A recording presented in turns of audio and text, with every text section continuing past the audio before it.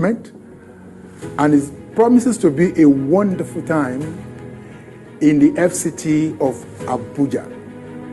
We have marvelous speakers lined up, and it's also a two-in-one program, ladies and gentlemen. We shall be celebrating our 55th anniversary, our Emerald Jubilee. Please join us in the city of Abuja from November 13 to 16, 2023, and let's have a wonderful time together. My name is Olusegun Mojid, and I'm the President, Chairman of the Governing Council, CIPM. See you in Abuja.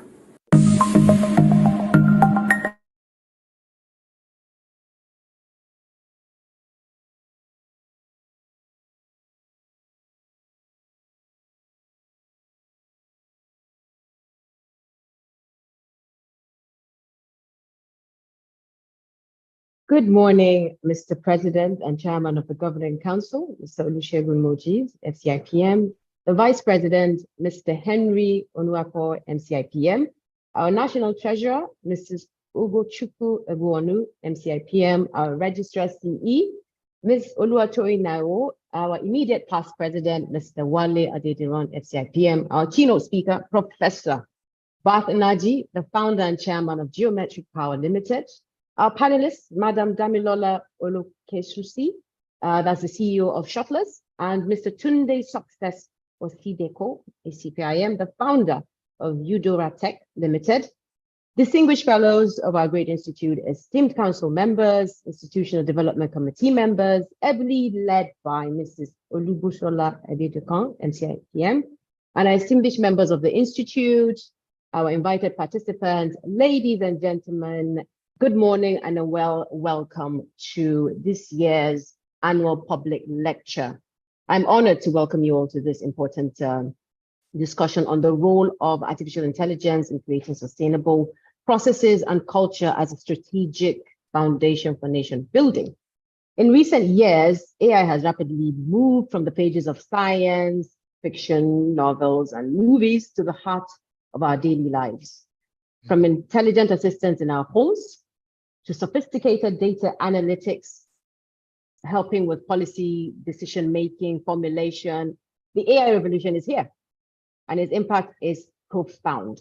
But as with any powerful tool, the question arises, how do we harness it responsibly? How do we ensure that as we build smarter machines, we're also building a smarter, more sustainable and more inclusive nation? In today's rapidly evolving world, the integration of AI into our societies is not just a choice, it is a necessity. Therefore, having such a very important topic will help us delve and deep dive into its potential. AI holds immense potential to drive innovation, increase efficiency, and tackle complex challenges, all of which are integral to a nation's progress.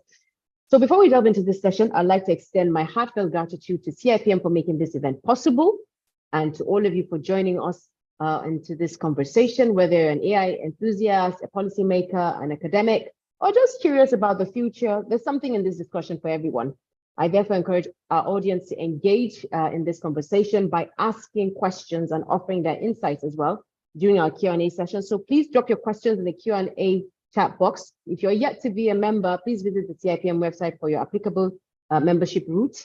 Today's lectures comprises of very, very enlightened industry leaders, experts who bring diverse perspectives and experiences to the table. Their insights will shed light on the challenges and opportunities that lie ahead as we navigate the AI-driven transformation potential in Nigeria. So without further ado, let's embark on this journey to explore the symbiotic relationship between AI and national building.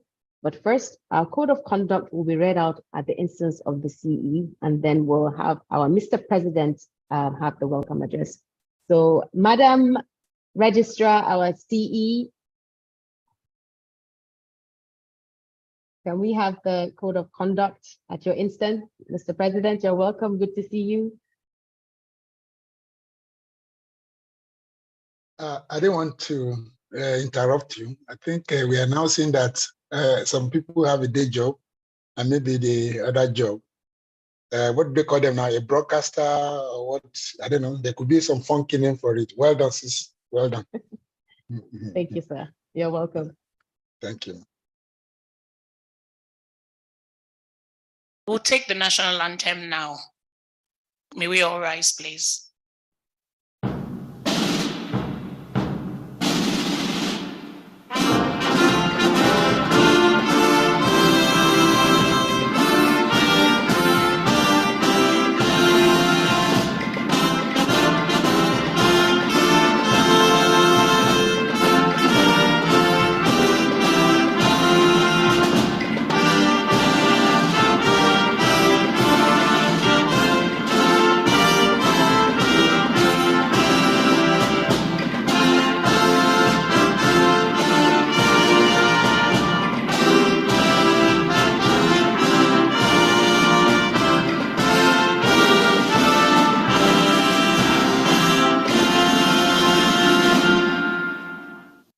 Good morning, everyone. Please remain standing. The President and Chairman of the Governing Council, Mr. Olusegun Mojid, FCIPM, FNLI. The Vice President, Mr. Ere Onuapo, MCIPM. The National Treasurer, Mrs. Ogochukwu Egwonu, MCIPM.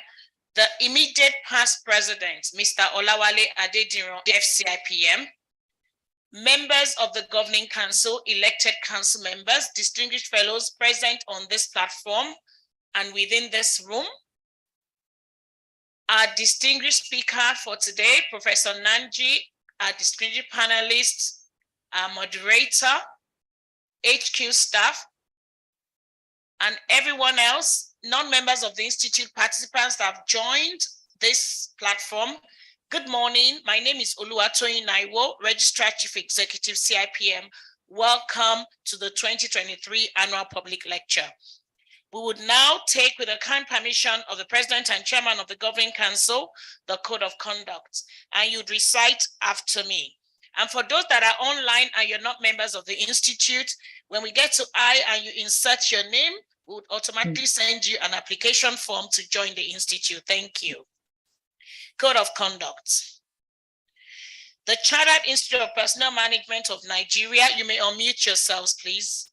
The Chartered Institute of Personnel Management of Nigeria, as the apex regulatory body for human resource management practice in Nigeria, as the apex regulatory body for human resource management practice in Nigeria, is committed to the highest possible standards of professional conduct. Committed to the highest possible standard of professional conduct and competency amongst its members. And competency among its members. Therefore, as a member of the Institute, Therefore, as a member of the Institute, I, Olusegun Mojid, pledge that I shall at all times pledge that I shall at all times carry out my duties and responsibilities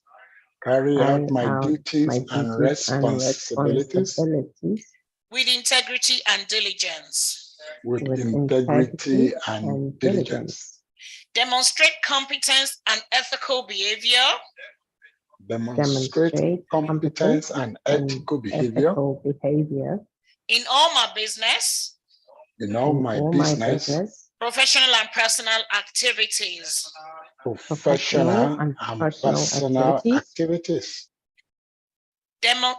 Respect the laws of the land. Respect the laws of the land. Promote, encourage, and place acceptable processes. Promote, encourage, and place acceptable processes and procedures in the practice of human resource management. And procedures in the practice of human resource management within my sphere of influence. Within my sphere of influence. Endeavor to make personal decisions after considering all options. Endeavor to make personal decisions after considering all options. of which resignation may be one. Of which resignation may be one. In defense of this code of conduct. In defense of this code of conduct.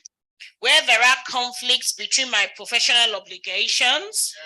Where there are conflicts between my professional obligations and the expectations of my job roles.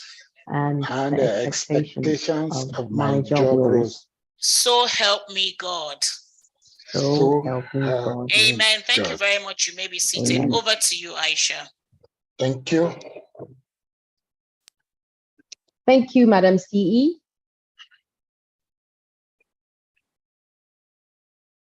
So without further ado, at this juncture, I would like to call on Mr. President and the Chairman of the Governing Council, Mr. Olusegun Mojeed, FCIPM, to give us the welcome address.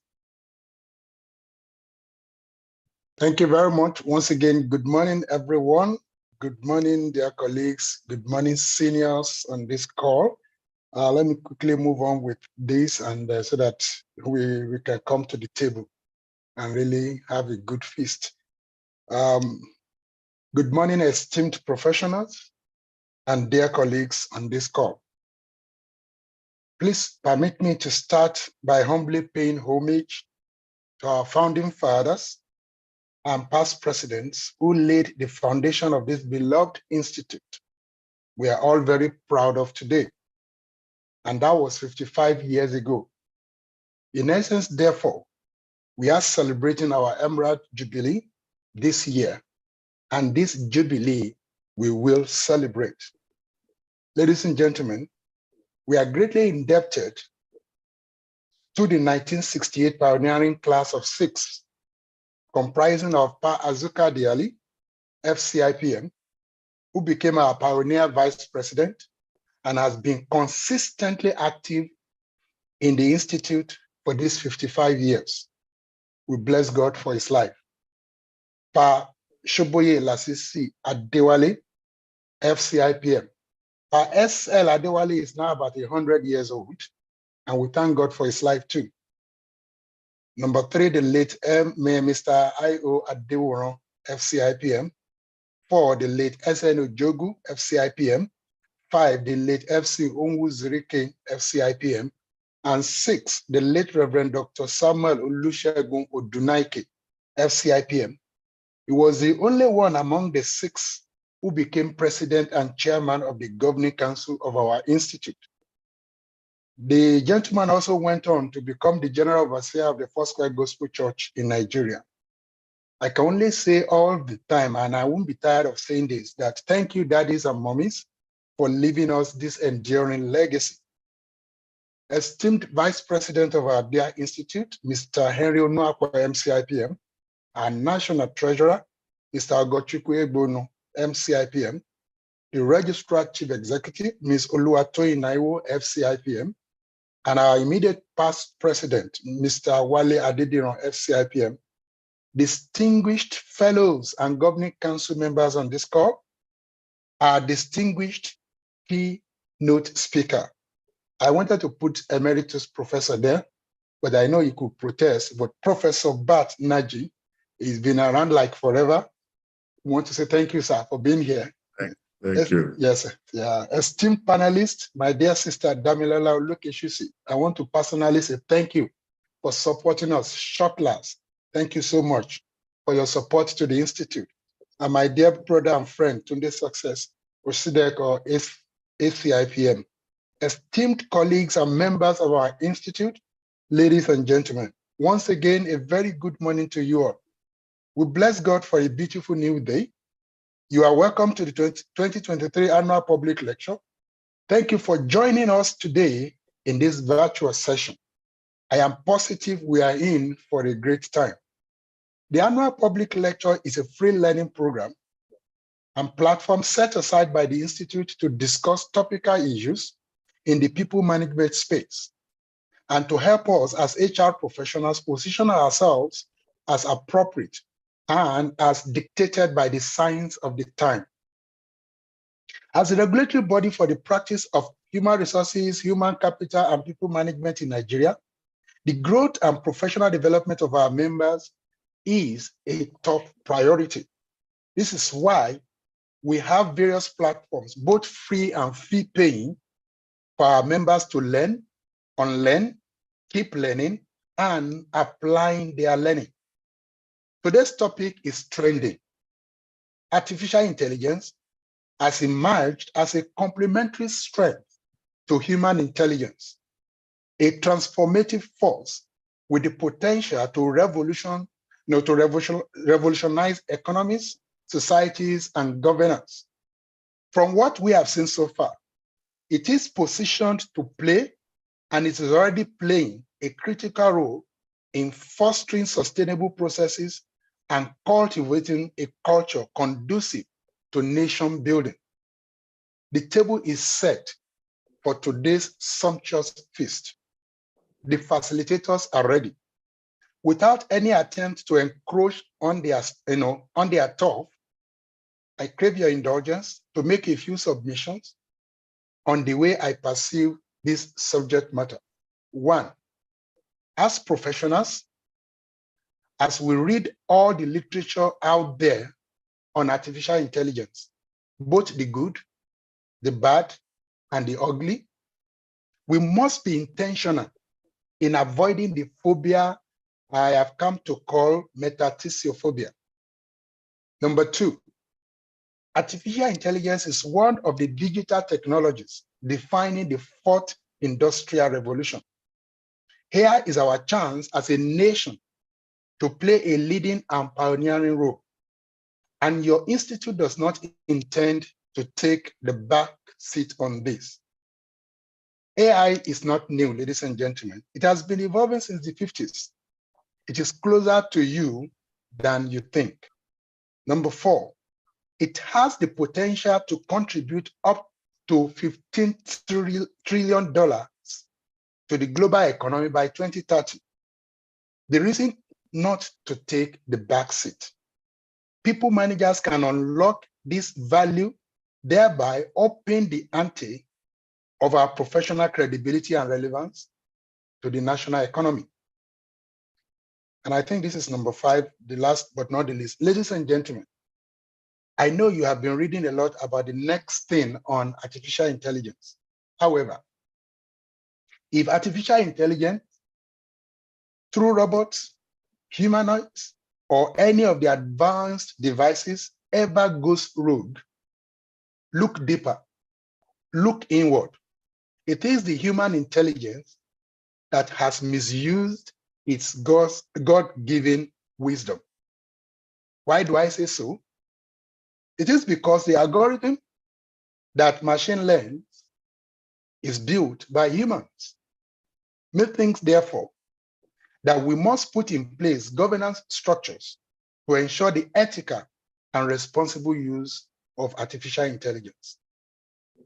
Today, we have a rich panel, very rich panel on this call, who will facilitate the conversation. Our guest speaker, once again, Professor Bart Naji, founder and chairman, Geometric Power Limited, Damilola Olekeshusi, CEO, Shotlas, Tunde Success Oshideko, CIPM, is the founder of Eurodatech Limited. And I want to say thank you, sirs and Max, for honoring our invitation to share your wealth of knowledge and experience with us today. God bless you richly. I would also like to I'll say a very big thank you to everyone who has made our 2023 annual public lecture a success. The Governing Council, our Institutional Development Committee led by Omoba Olubusola Ajibola Abidakun, MCIPM. Thank you, team, for volunteering your time.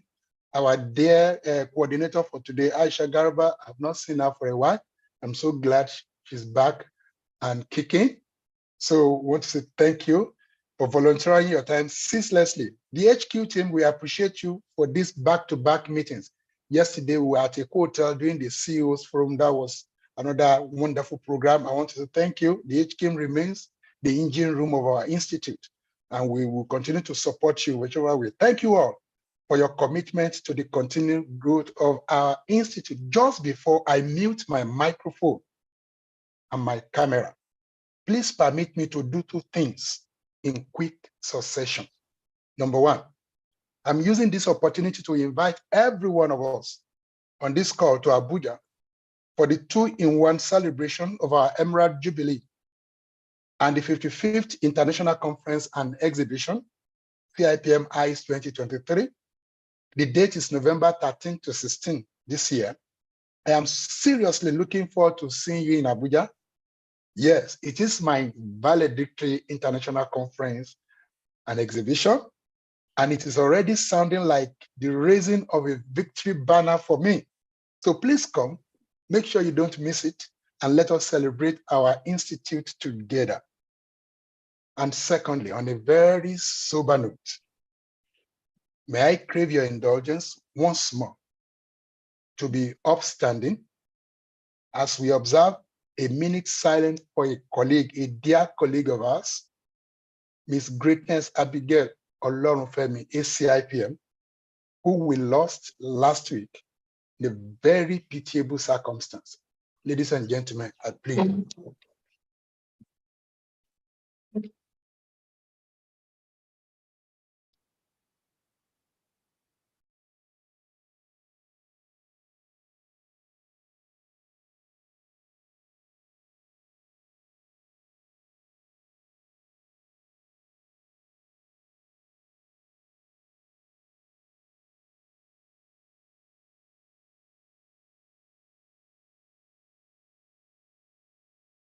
May her gentle soul rest in perfect peace.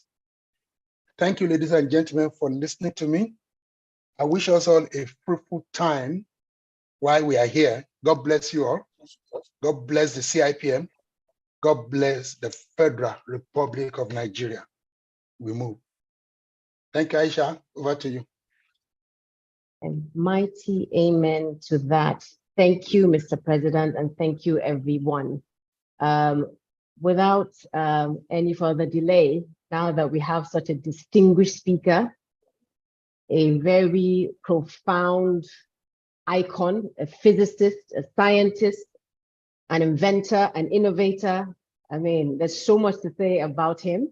And it's really, really exciting to have him come to talk to us about this topic, because this is something that he's been doing since quite a number of us, perhaps we're still in our diapers, or we're still, probably still in the oven baking, so it's his field, so it's such a delight to have him. So you're welcome, Professor. He's the founder and chairman of Geometric Power Limited, the pioneer private company in Nigeria, first of its kind, a founding director of the U.S. National Science Foundation Center for E-Design, former William Kelper Whiteford Professor of Engineering and a former Alcoa Foundation Professor of Engineering, University of Pittsburgh, former Professor of Mechanical and Industrial Engineering, University of Massachusetts, MIT, served as a special advisor to the President of Nigeria on Power, served as a pioneer chairman, Presidential Task Force on Power, served as Federal Minister of Power as well,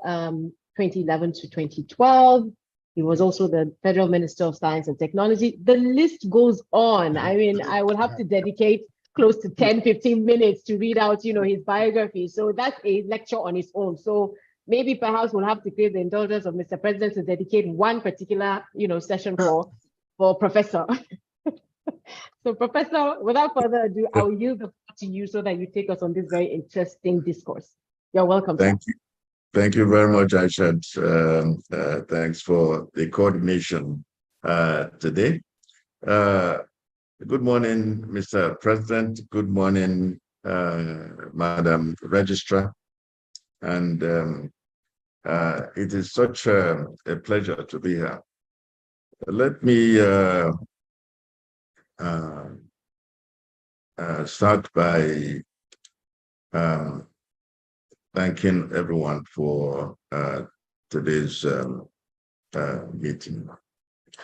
It's always a pleasure to be in your midst because this profession is the one that holds down the system in every organization, both public and private sector. The topic you have chosen for discussion is globally relevant because the implications of the use of artificial intelligence for the workforce are of interest to everyone in the world now. The Chartered Institute of Personnel Management is alive to its responsibility to its members and the Nigerian society. I've always had a strong emotional attachment to CIPM and similar bodies that ensure that those professionals that power the workforce do their jobs professionally. And I was actually quite happy to be part of the recitation today of the Code of Conduct. So my strong attachment to talent development owes to the fact that no organization or society can make worthwhile progress without well-developed human resources, otherwise known in the modern world as talent. Singapore, Japan, Hong Kong, Taiwan, South Korea, and Israel are highly respected because of their high level, yet they have practically no mineral resources. What each of them has is an abundance of talent, which has turned these places into wonders of history. The American Deputy Secretary of Treasury, Wale Adeyemo, was in Nigeria in the middle of last month. During a major speech at Lagos Business School, he reminded us that our greatest asset as a nation is not the petroleum resources we have in considerable quantity or any other mineral. Our greatest resource, according to Wale, is our people. I am in total agreement.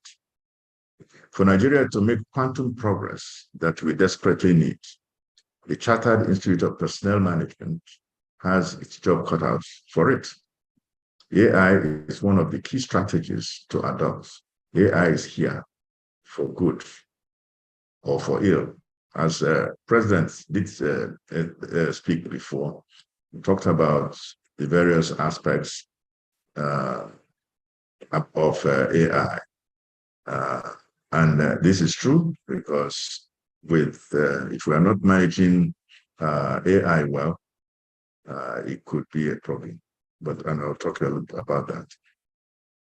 Around the 24th of last month, the global media reported how a group of young men in Spain between 11 and 14 years used AI to generate nude pictures of about 20 girls in the southwestern part between 11 and 17 years.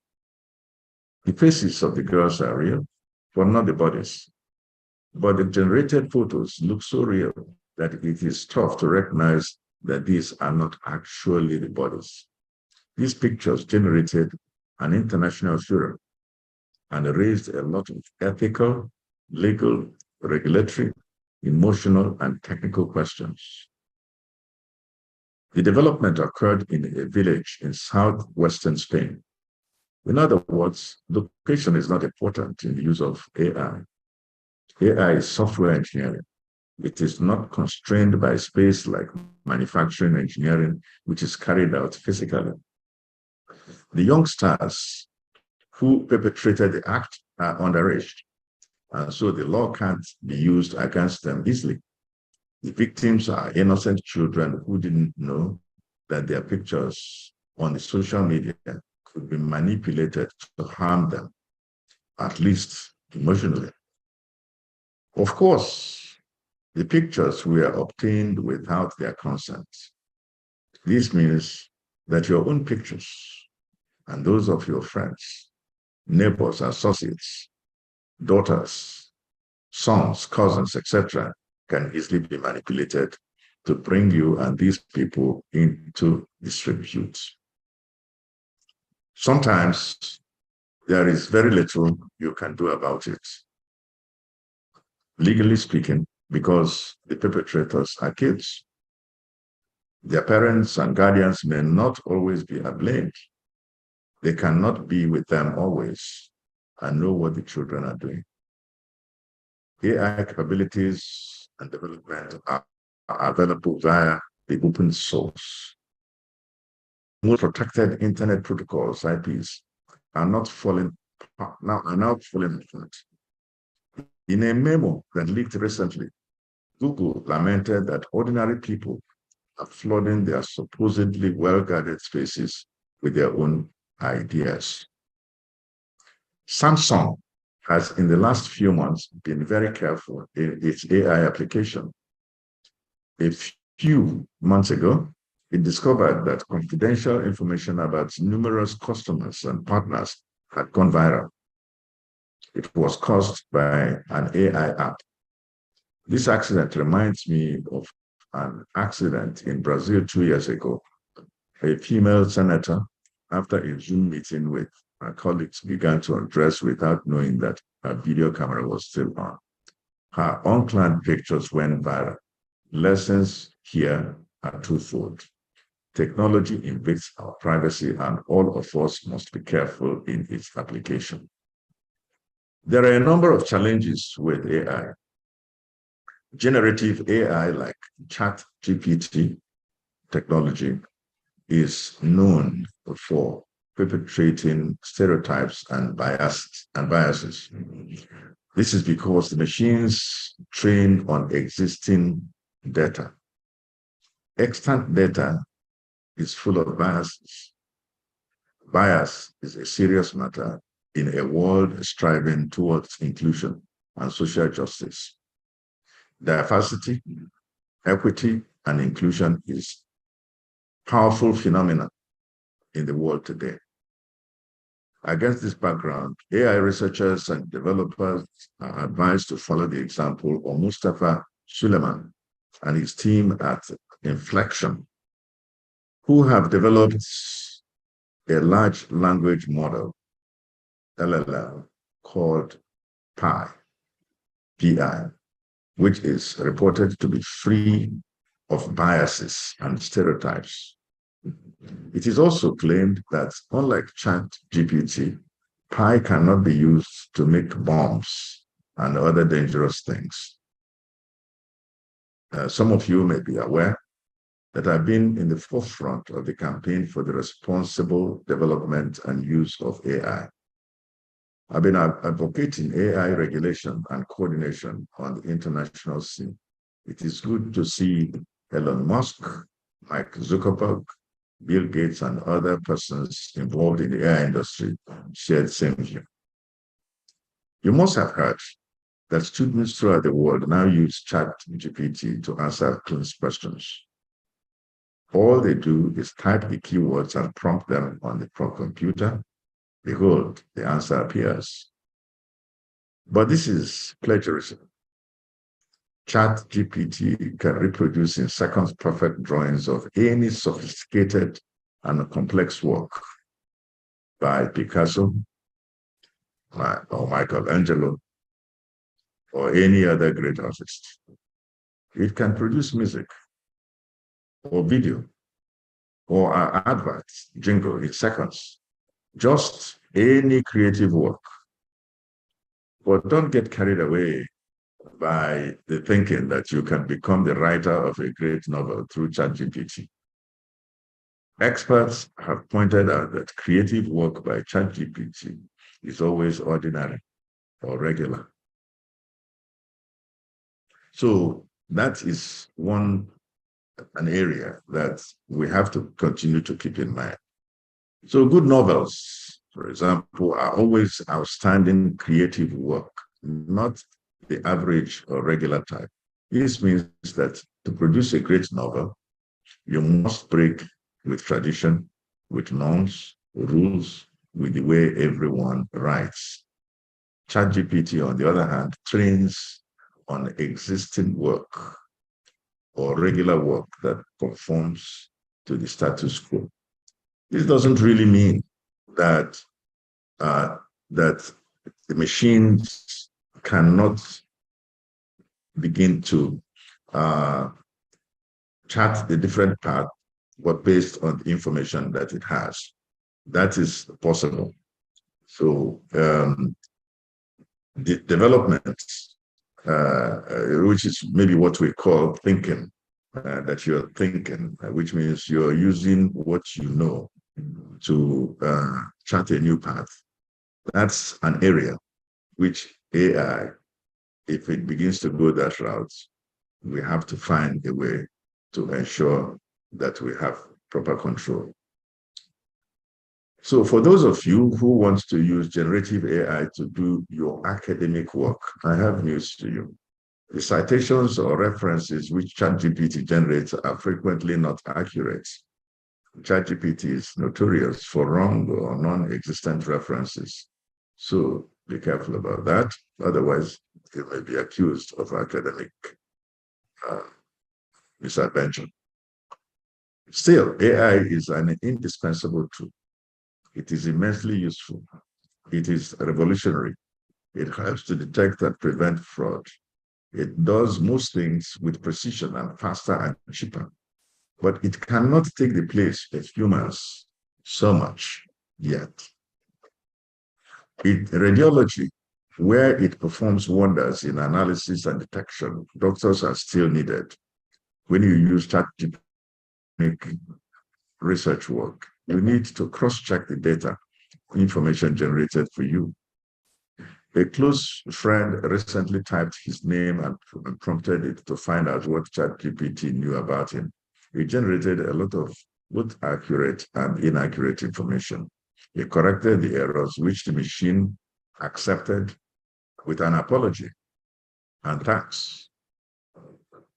Many of you are afraid that AI will take your jobs away.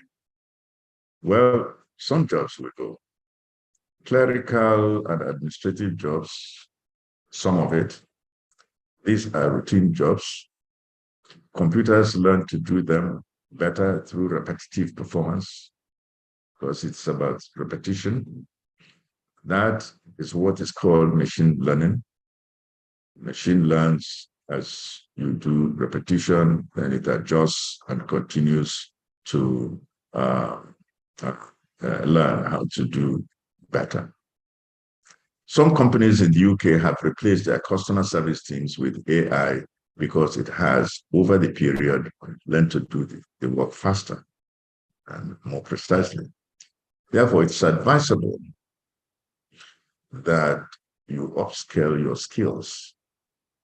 You need to reskill, whether you are doing a job easily replaceable by AI or not. As a recent study by Stanford and MIT researchers has shown, AI does help organizational members to retain their jobs. It can. So I urge you to reskill by learning how to use AI as a tool in task performance. So you note what happened to typists and secretaries and clerks of the 1980s who refused to retool in the 1980s when the computer was becoming ubiquitous. And consequently, they lost their jobs. And the typewriter was no longer the important tool to present documents. What about our country? Nigeria must brace up for the impending AI revolution. As President mentioned, it is, in fact, the fourth revolution. It is here, and we have to brace up for it. The top leadership of the country must be very keen on AI so as to understand it. It is only when our leaders have a good understanding of what AI is that they can make the right policies, implement and monitor them properly. In China, which is competing well with the United States in the development application of AI capabilities, President Khan is personally involved in the AI drive.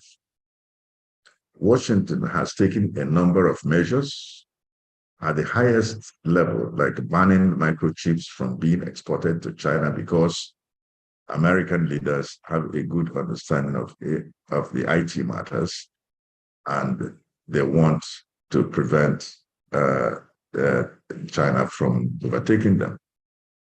But we've seen American leaders like National Security Advisor and Secretary of State make strong policy statements on AI. In fact, the American top leadership is taking AI so seriously that the State Department is mulling over a policy of enabling career diplomats to take time out of their office and learn technology development in IT organizations and still earn credits for the periods outside the Department of State. So what they're essentially doing is to say, look, you going out there to learn about these new tools will aid your job. Some of them gathering information in countries where they operate, the diplomats, but they need to know how to do it and do it well. And so it's not even only the State Department, but other government departments and organizations are expected to take similar steps. The United States does not want China or any other country to narrow the competitive edge it enjoys in AI and other technologies. China is assisted in its AI development by its people, including Chinese-owned firms in different parts of the world. There are a lot of Nigerians in Silicon Valley and elsewhere who can help our country in this regard. The government should reach out to them. They must be incentivized to be part of it. Patriotic sentiment is not enough in the AI business. NVIDIA, with Jensen Huang, formerly from Taiwan, as a co-founder, recently developed a special chip to circumvent the American ban on chip exports to China. It made some $5 billion in the first half of this year alone from the chip exports. So when there is a ban, which is monitored using technology, then people who are also experts in AI research can find ways to get around such. I'm quite happy that the Minister of Communication and Creative Economy is an IT expert recruited from the US. That is the new minister. His credentials speak well for the progress of this sector. I was myself brought in 1993 from the University of Massachusetts, where, as Aisha mentioned, I was a professor of mechanical and industrial engineering. And I was at that time director for automation and robotics laboratory. And the whole idea of what we're doing in that place was about artificial intelligence development that is the brain box of robotic development. So I came to serve as Minister of Science and Tech that time. And it wasn't, so when we recruit people, just like the Minister of Communication and Creative Economy, we recruit we should take someone for the person's expertise without thinking about the person's political view. For example, at that time, I was quite an activist in the United States, but I was nonetheless asked to come and serve as Minister of Science and Technology. Now, artificial intelligence is driven by high computing, data, and algorithm systems. Institutions which deal with these technologies must be considered among frontline development ministries, departments, and agencies. So the Ministry of Communications and Creative Economy, as well as the Ministry of Science and Technology, the National Communications Commission, the National Agency for Acquisition of Technology, that is NOTAP, amongst others, fall into this category. The federal universities of technology, which Nigeria created many years ago, should be empowered to become centers of excellence in AI-related technologies.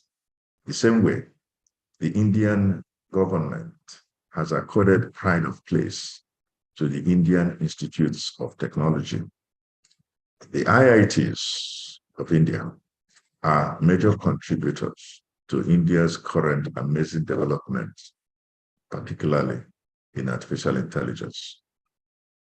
The IT curricula in Nigerian academic and professional institutions must be flexible and change with rapidity of AI development. A month seems like a decade in the AI world. Constant training, retraining, learning, unlearning, and relearning should be the way of life for Nigerian IT institutions and IT professionals.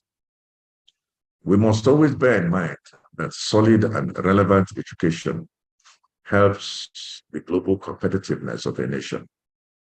Following the American example, many nations prioritize science, technology, engineering, and mathematics subjects, STEM, to compete effectively in the future. There is a new realization that STEM may not be enough. We also have to have STEM E, where the E represents entrepreneurship. This is thoughtful because you need STEM skills to develop, grow, and sustain organizations, including basically science, engineering organizations like in the United States, NASA, Apple, ExxonMobil, Alibaba, etc. Now, integrating entrepreneurship skills with the kind of STEM skills as advocated by STEM professionals like Philip Kotler, one of the great marketing managing scholars, is critical. Kotler argues that STEM education must go hand in hand with reasonable education in economics and management. He therefore calls for good business and economic schools for nations that desire sustainable economic progress. We need in Nigeria more internationally recognized management schools like the Lagos Business School, which should have excellent economic programs. And so this, we're talking about integration of where AI, how to make full benefit of AI. So AI will create more global wealth. It will create more business and economic opportunities. When the digital revolution was emerging a few decades ago, it was feared that most people will lose their jobs and many businesses would suffer. A few lost their jobs quite all right, and a few firms ran into stormy weather, but it created far more jobs and businesses and prosperity. It even gave rise to new academic disciplines like computer engineering, which is a major enabler of world development and an employer of learning. Prompt engineering created by AI may develop into a full academic discipline and employ a large workforce. Economists, right from the time of Adam Smith, have always spoken of the invisible finger. This is likely to be the case with AI. I believe that the kind of expected world business growth that we're going to see from AI is something that Nigeria should very quickly latch onto. The wonderful thing about it is you don't actually need a lot of investment. It's not like manufacturing products that you need a lot of investment in. In AI, you could be holed up in some remote location and with your computer, and you're powering away, and you could cause a lot of good or a lot of damage. We've seen some young people in Nigeria who have developed fascinating businesses that are now unicorns. We've seen Flutterwave. We've seen a lot of them are actually in fintech, and they are doing very, very well. We have some that are able to use their platforms to sell virtually anything that's sellable, including music, clothing. So, which means that with some of the platforms, if you are a designer, you make a dress, and you can easily use their platform to sell your dress to anybody in the world. These are the things that are happening. And it is simply by creation, AI creations of these young people. So when we look at the future, the young people, this is where we can quickly empower them. And so when I look at what you are trying to do through the personnel management, issue of personnel management, it is very critical that the entire workforce should be very much aware, knowledgeable, and skilled in the technologies that power this area. So I thank you very much for inviting me to speak with you. Thank you. Thank you very much, Professor, for this very, very enriching and insightful topic that you've shared with us. You've really done justice to it, if I may say so. And I'm sure all the participants and audience here will agree with me. But before we let you go, we just have a couple of questions that they've dropped in the chat box that I would like you to please answer for us. They're from Chu, and some you've actually sort of answered, but I think maybe to put more context into it, that would help maybe clarify some of the questions that they have. The first one that we have here is, which programming language is used for AI? That's from Ngozi Oniegbagu. Hope I'm pronouncing that right. Which programming language is used for AI? That's the first question we have there. Okay. Is that okay? There are numerous. I will tell you. I won't quite say that there is only one programming language that's used. There are numerous languages that are coming up. The key thing is that the standard languages are being programmed to become new languages. So I think that I don't want to just direct somebody to say that this is one, because it will seem as if it will be the only one. Yes, it's right about that, Professor. I think we've seen that the widely recognized one is Python, but we've seen other programming languages come up like MATLAB, Java. Yeah. Java is still useful. So you're right. I mean, it's out there, but there are just so many, and they keep developing them. Java, for example, goes as far back as almost 20 years from when we were developing this. So if we say Java, of course, Python is a newer one, but we would really just be misdirecting people. I think that what has to be, it depends on what the person wants to do in AI that determines the language that you choose. Very true, Professor. Thank you for that. There are just 4 more questions. As I mentioned, you've already actually answered most of it. But the first one that we have from Suanu is in the context of AI driven nation building, how can nations strike a balance between fostering innovation and addressing ethical concerns such as bias and fairness in the systems? Yes, I cited an example by Suleiman and their Inflection, their company, where their goal is to develop an AI tool that specifically tries to eliminate the bias in the system. So, and that's a very huge challenge. It's a very big challenge because it's much more difficult. It's not so easy to program something that can detect that something is not quite right. So that is the bias.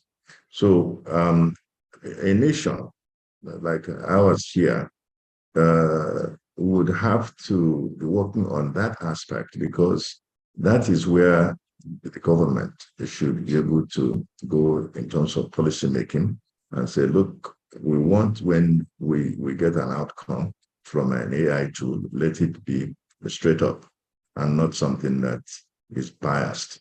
And so when you have during elections, like in America or here, you get all kinds of misinformation and disinformation, and those are things that AI tools have to governments have to work on to ensure that they remove such systems. Please. Thank you. There's just a few more that have dropped. So with the remaining time that we have, we'll just go quickly over them. The question from Swana, I think, largely has been answered. The person submitted about 4, but Professor has actually answered them, like in the area of best practice. What examples? Even in Nigeria, he's given an example, just like Inflection, just the one he has mentioned is an example here, even in Nigeria, not even too far beyond Nigeria. Job displacement, Professor has also mentioned that in that area that, it's not so much of a concern, but yet is a concern. It's just to be cautious. I think we can just move on to other participants so that we're not just missing out on them. To what extent can AI manage humans? Okay, that's a very direct question. I know you've given a context of that. To what extent can AI manage humans? So it's the reverse this time around to what you have actually mentioned to us before. Yes, we're in control so far. So it is only when AI gets to the realm of thinking and emotions and things like that, which is a tall order for machines. So we're still not going there so far in artificial intelligence.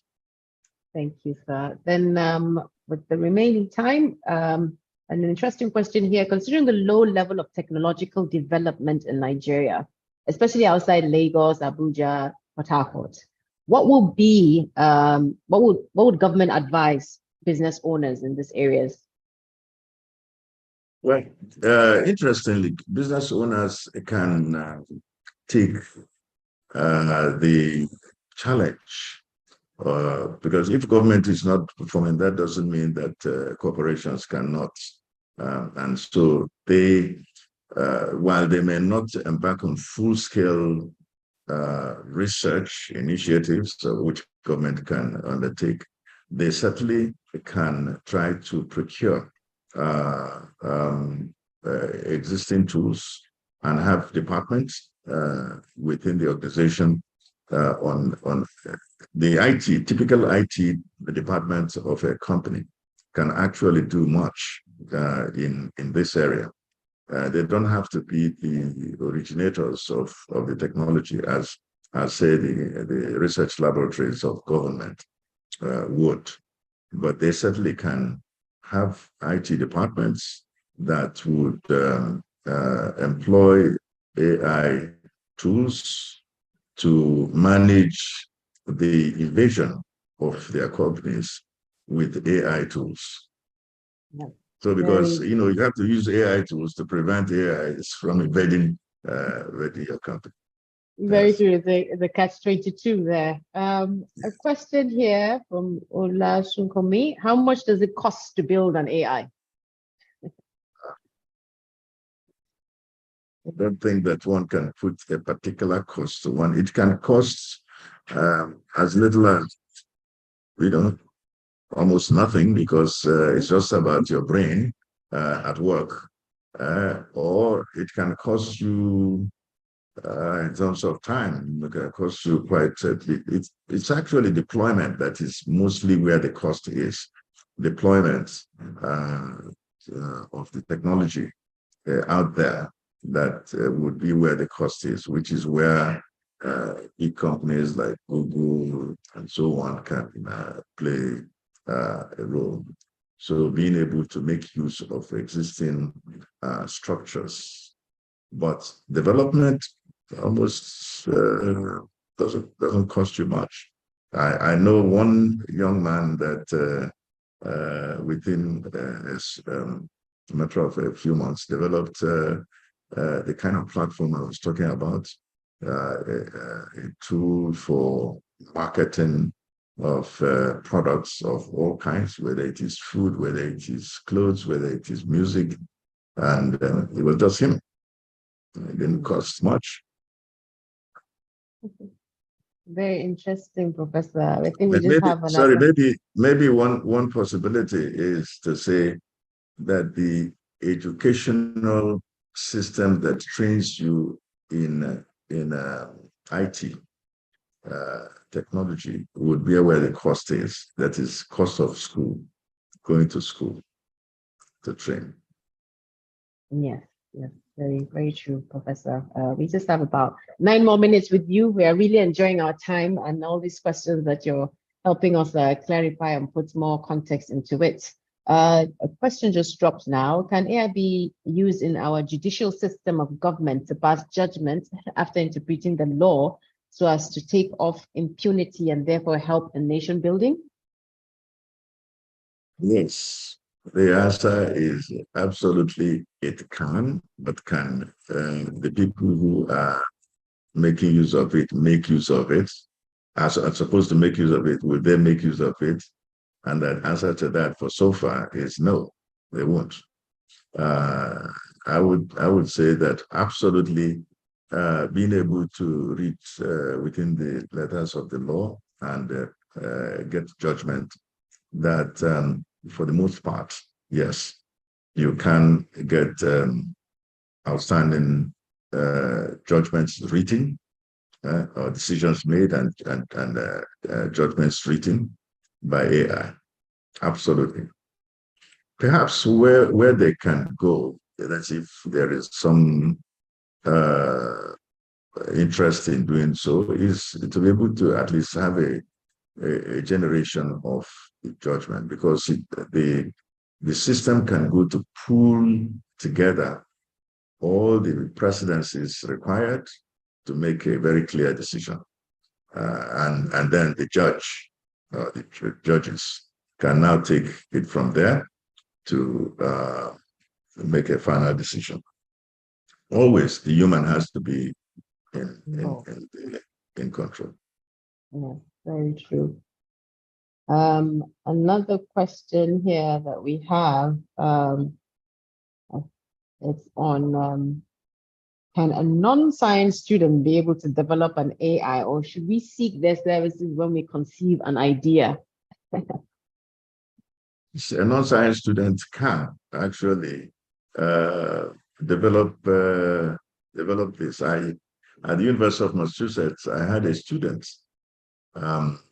who studied history, but he decided to retrain himself in the technology, and he did his master's under my supervision in the same area, artificial intelligence and robotics. So it is possible.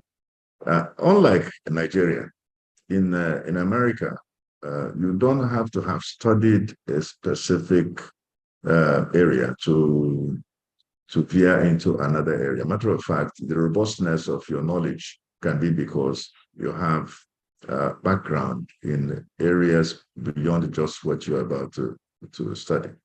Take, for example, it may not be known to people that here that to study medicine in America, there's no undergraduate medical training. It is that you studied biology or biochemistry or physics or any of those subjects. Unlike here, where you must have started with medicine to become a doctor.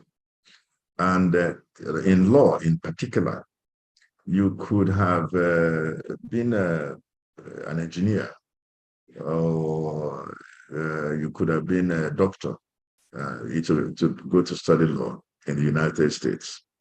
It allows for robustness in knowledge. Therefore, it's important to know that there is no particular discipline created for you to become an AI expert if you choose to be. It's just that you have interest in learning the tools. But of course, you could have, you may have to do makeup of the background work required to be that. As in, for example, learning language, this sort of computing language that you need to have to be able to write AI programs. So, Professor, what you're actually telling us is about passion and really how wide, your interest is. This is why Nigeria has tremendous opportunity to leapfrog into the fourth revolution, because you don't have the constraints saying that, well, it's because you don't have the machines, you don't have all the gadgets. We're not that limited now. It's just the passion. Maybe your computer. Very interesting, because really with the teeming young millennials, Gen Zs, and youth that we have in Nigeria, I mean, we're a blessed country. So there's an opportunity, and I think this sort of forum allows us to really understand it even better. And with your perspective that you're sharing with us, it helps to really paint, a very optimistic outlook for people to, look forward to. And if, you're not necessarily a science person, but then you're even studying history, you're studying something, zoology or anything, and then you decide you want to play around with some codes or programming language. I mean, it's just really the passion, it's just the interest. That's just what it boils down to.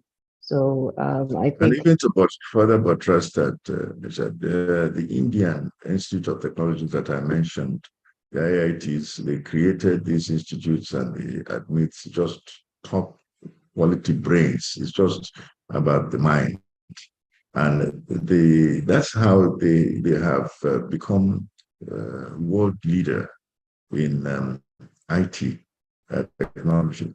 A lot of the students we used to have at the University of Massachusetts would take them from the IITs, and they would, after training, they go back to India. That's why the place is booming, and there's nothing that can stop us here from doing that. We have brilliant people in Nigeria, young people. They can do this. wow, very interesting. We just have 2 more minutes.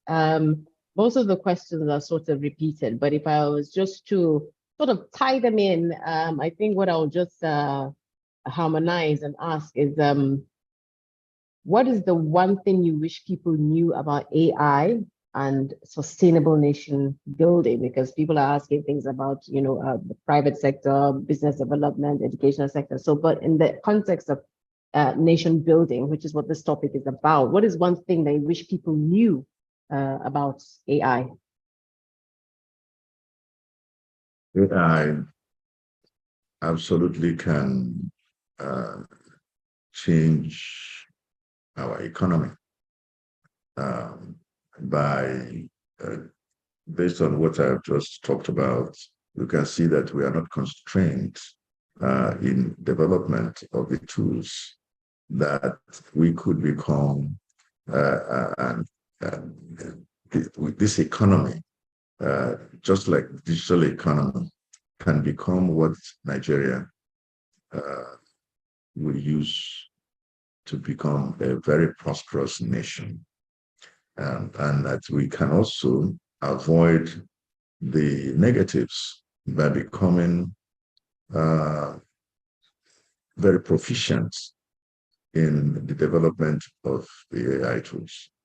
So I believe that our people may not have known that they have capacity to actually become quite prosperous by engaging in development of AI technology. Thank you very much, Professor. And just on the dot of 11:10, you just wrapped up the last question. So would like to thank you so much, and would also like to thank all our participants and audience. For those of you that would not been able to answer your question, there's still another segment where panelists will also be able to take some of your questions that have not been yet answered, will be answered during that session. We'll have to at least let our professor get on to the new inventions and innovations that he's delving into, so that we learn from him as well, and we'll be able to invite him for another session so that he can share with us what he has done this time around. So we'll like to thank you once again, Professor, for your invaluable time. It has not been taken for granted for 1 second. I've enjoyed every second of it, and I believe the same goes for the audience and the participants. And we'll just leave it at that, and let's give you a resounding applause. I mean, that's one from me anyway. So audience participants, it's so time much. to let Professor go. So if you have any final words, do drop them in the chat, and then I'm sure his link and his contacts will be shared so that you can continue to take this discussion further and connect with him. So thank you, everyone. Thank you very much. Thank you so much, Asha, wonderful moderator. Thanks. Thank you, sir. So to get on to the other segment of this lecture, I would like to introduce our panelists. We have very, very special panelists today. We have Madam Damilola Olakesusi. In my mind, I've not met her in person, but to me, she's a dame. That's the equivalent of a knight, of a commander, in the UK. So she's a dame, and what she has been doing, she has been shattering the ceiling. You'll get to know all about what she has been able to do and how she's been able to infuse AI, in what she's been doing so far in transportation and what have you, and even in gender, equality, promoting and preservation of that. So we'll get to know about that. Let me just read her bio. Again, it will take a whole page or a day to go into what Madam Damilola has been doing, but let me just give you a snapshot, and we'll drop her contact, be it LinkedIn, and you'll go there and you'll be wowed by the lot of things that she's doing. So she's the co-founder and CEO of Nigeria's leading technology-driven transportation startup Shuttlers. She possesses a bachelor's degree in chemical engineering from the University of Lagos. She boasts experience in process engineering and investment management. Damilola is very passionate about solving socio-economic problems in her community, hence the founding of Shuttlers. She is, as of 2019, Forbes 30 under 30. So you can see she has quite, a huge and global accolade under her belt. She went on to be selected by the UK government for a technology exchange in 2020. She garnered quite a number of other accolades, such as the Digital and Tech Award at the Women in Africa contest in Morocco. And, she's done so much. And we're going to get to hear all about that very soon as she shares with us some of the things that she's doing in that space with AI and what she's been doing as well. So we would like to welcome Madam Damilola onto this session. We'll be hearing from her very shortly. I would want to also take this opportunity to introduce Mr. Tunde Success Osedeko.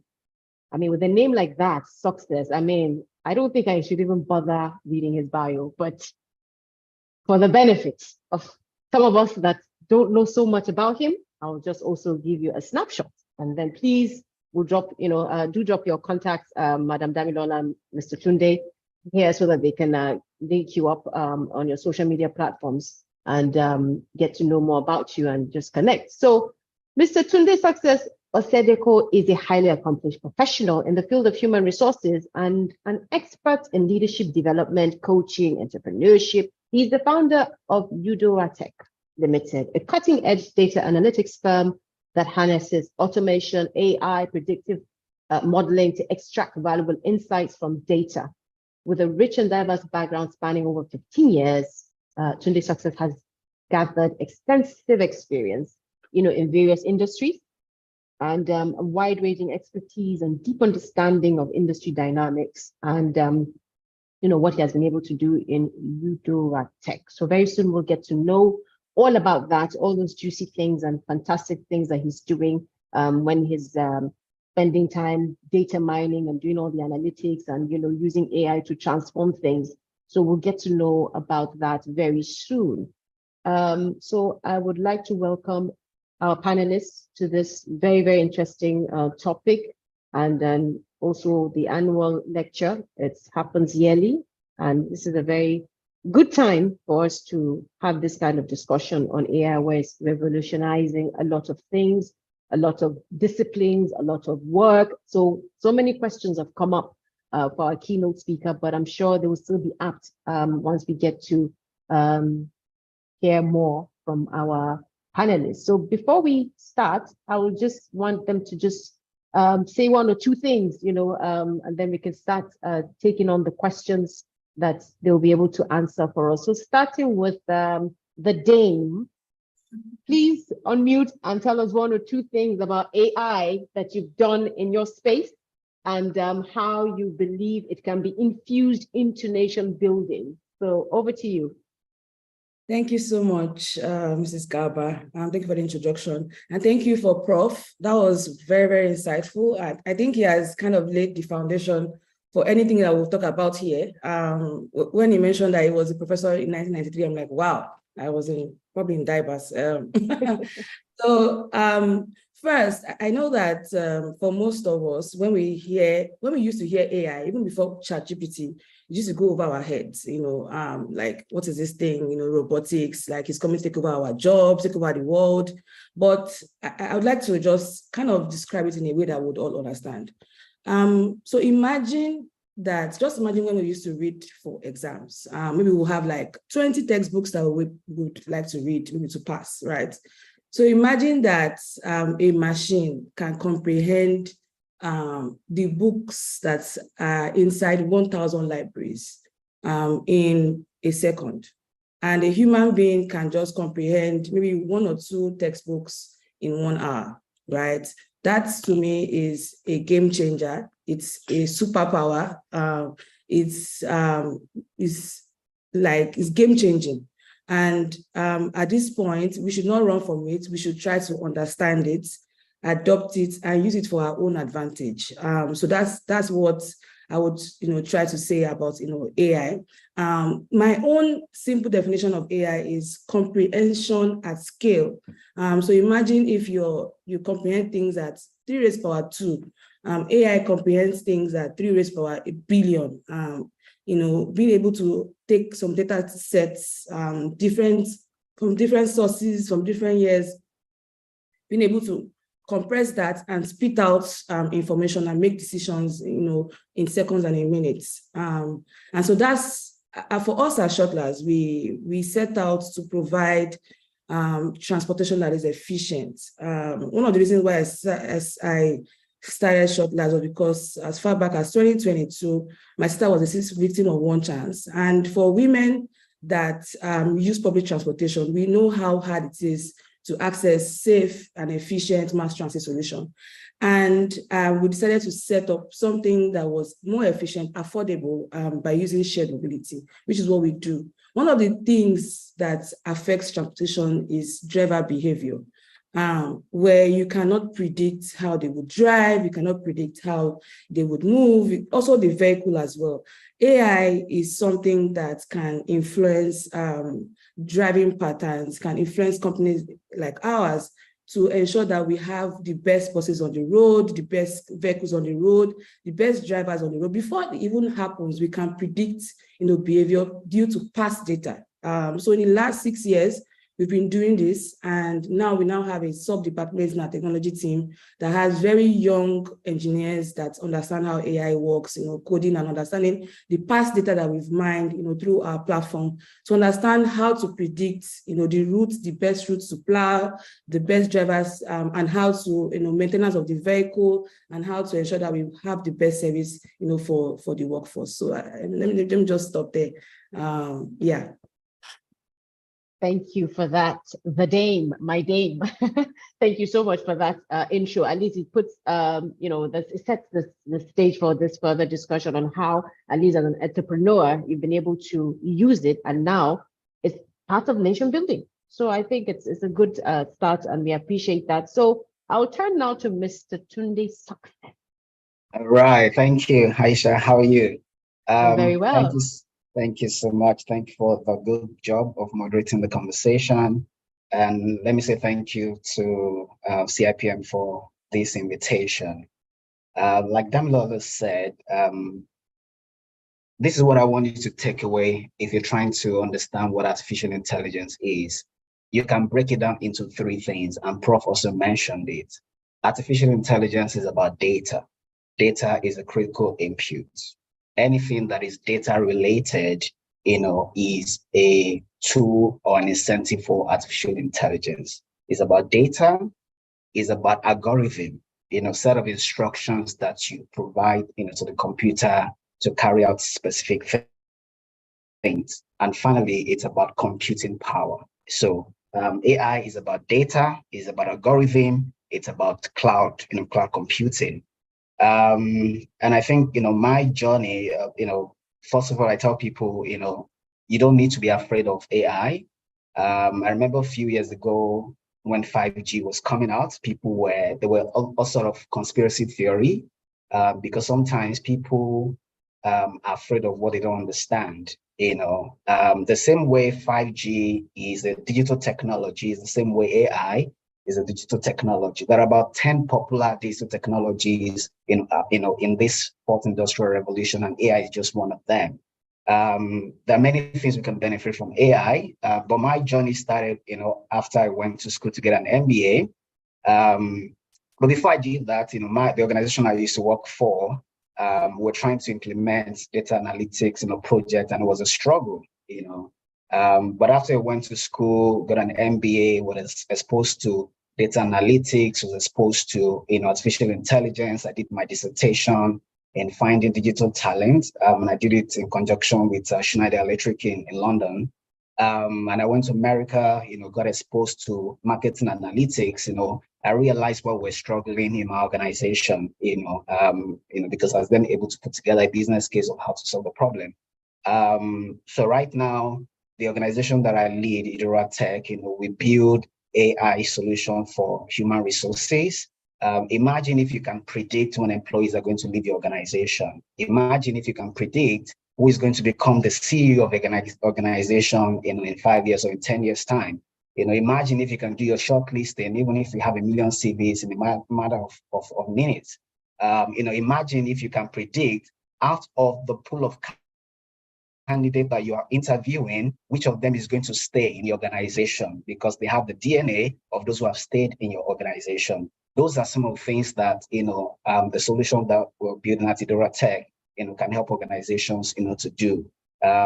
Like all that has been said, this is our chance, our time to get involved. We missed out in the 3 industrial revolutions before this one. This is an opportunity for us to play a pioneering role in this 4th industrial revolution. Like John Maxwell said, if you're not at the table, you're probably on the menu. The role that we need to play in this 4th industrial revolution should not be that of a consumer. We should be part of those who are adopting AI as quickly as possible and we're using that to change the lives of our people as a nation.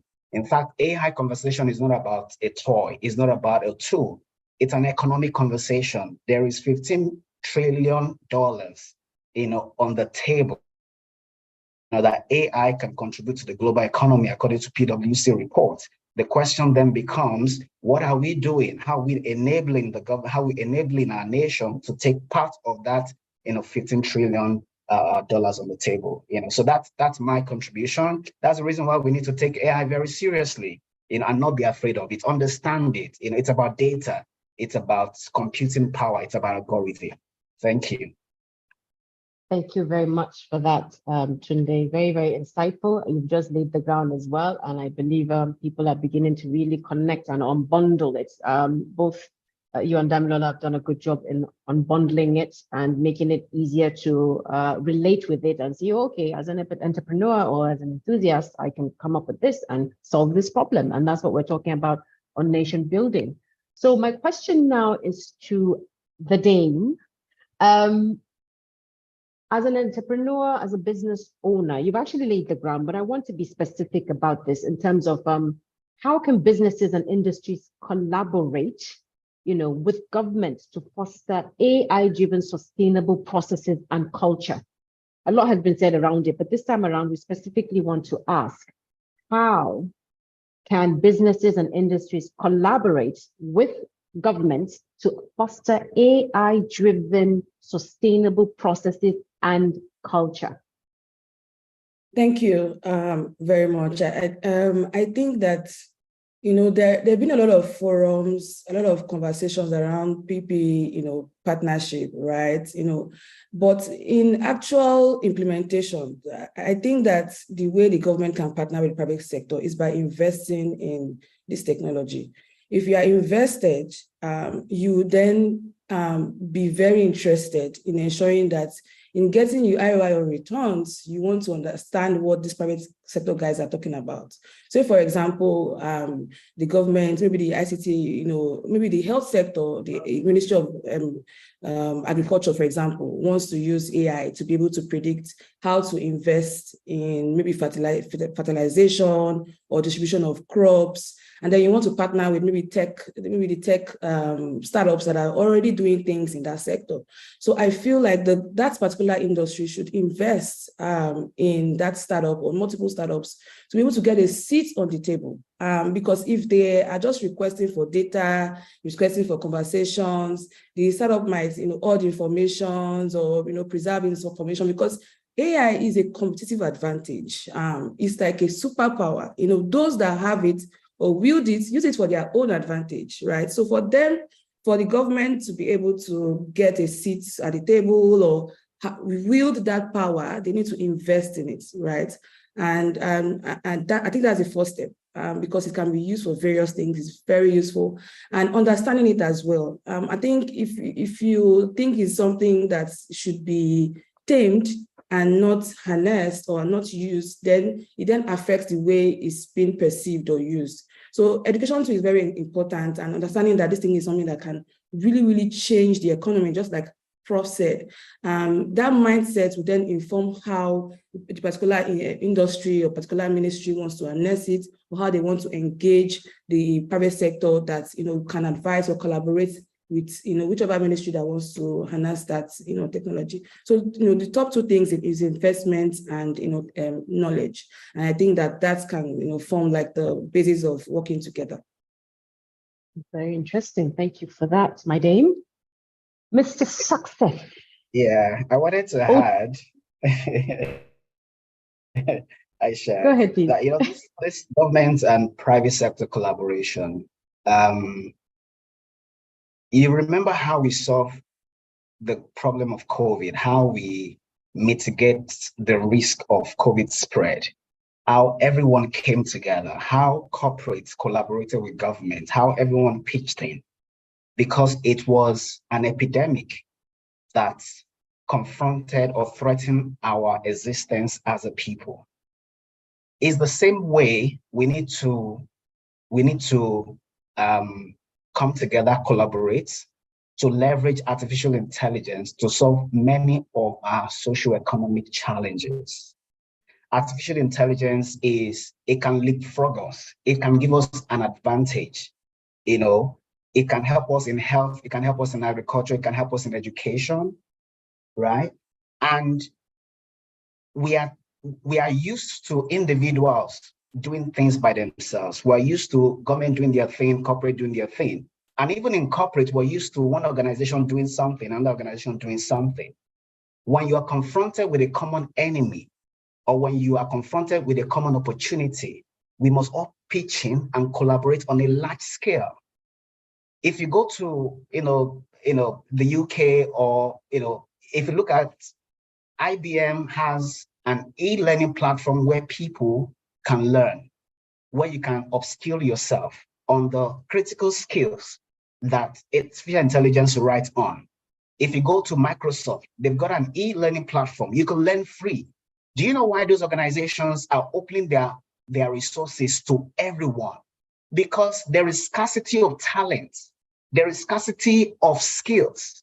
And when you're dealing with scarcity of skill, you can't think about yourself as an organization. You can't think about yourself as an entity. You got to think about increasing the pool in the society, increasing the pool in the ecosystem so that there is overflow, right? So we must collaborate, and thankfully we have a minister of digital economy and innovation who is coming up with the right, strategy for AI. This is a time when organizations need to understand that strategy and then ask the questions: how do we pitch in? How do we collaborate? How do we play a role so that as a country, the effect of what we're trying to do is felt at scale? That's when we can transform this country. Thank you. Thank you for that very, very well laid out explanation. I want to take it a notch further. Having given this broad perspective, if we're to relate it with Nigeria, an emerging economy, where should we start? Just give us one example of where we can see it work. What are the low-hanging fruits that we can grab and say, oh, we're on that journey? All right, fantastic. If you do a SWOT analysis of Nigeria, you would find out that there are many things that play in our favor. We've got a young population.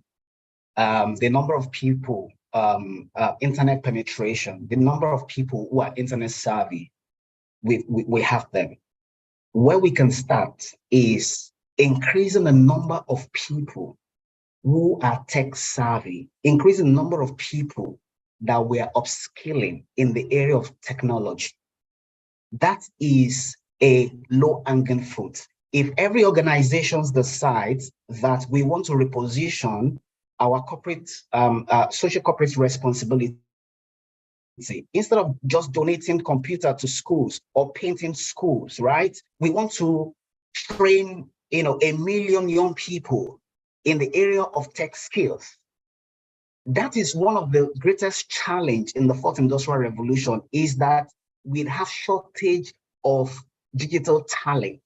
So even if an organization wants to leverage technology or wants to leverage digital transformation to improve its business, to achieve efficiency, to grow to scale, right, which has domino effect on the economy, you will not find enough people. So the long-hanging fruit is, number one, increase the number of people that we are training, increase the number of people who are tech savvy.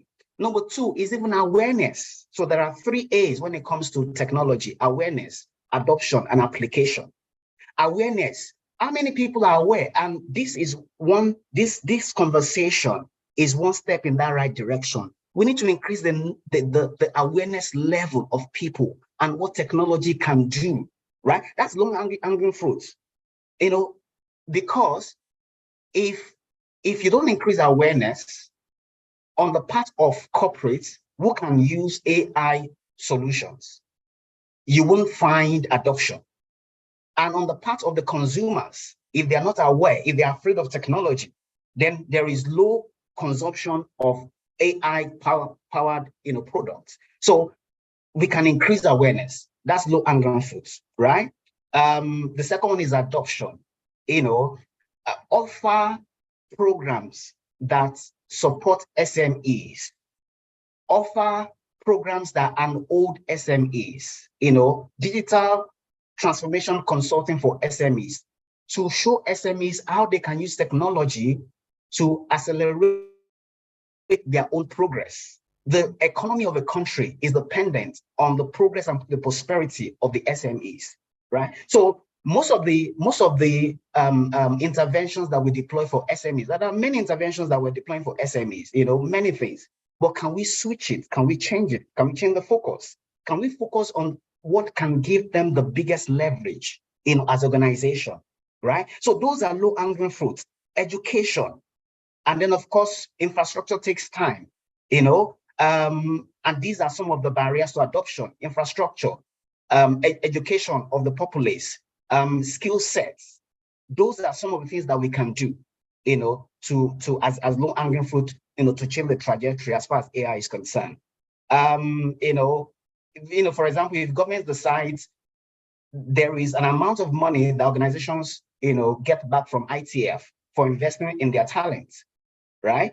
Can we change that a little bit and give employers the incentive to train their employees in the areas of technology, and then get an incentive? Those are some of the things that we can do, that government can do, to trigger a chain reaction that affect corporate and affect other individuals as well.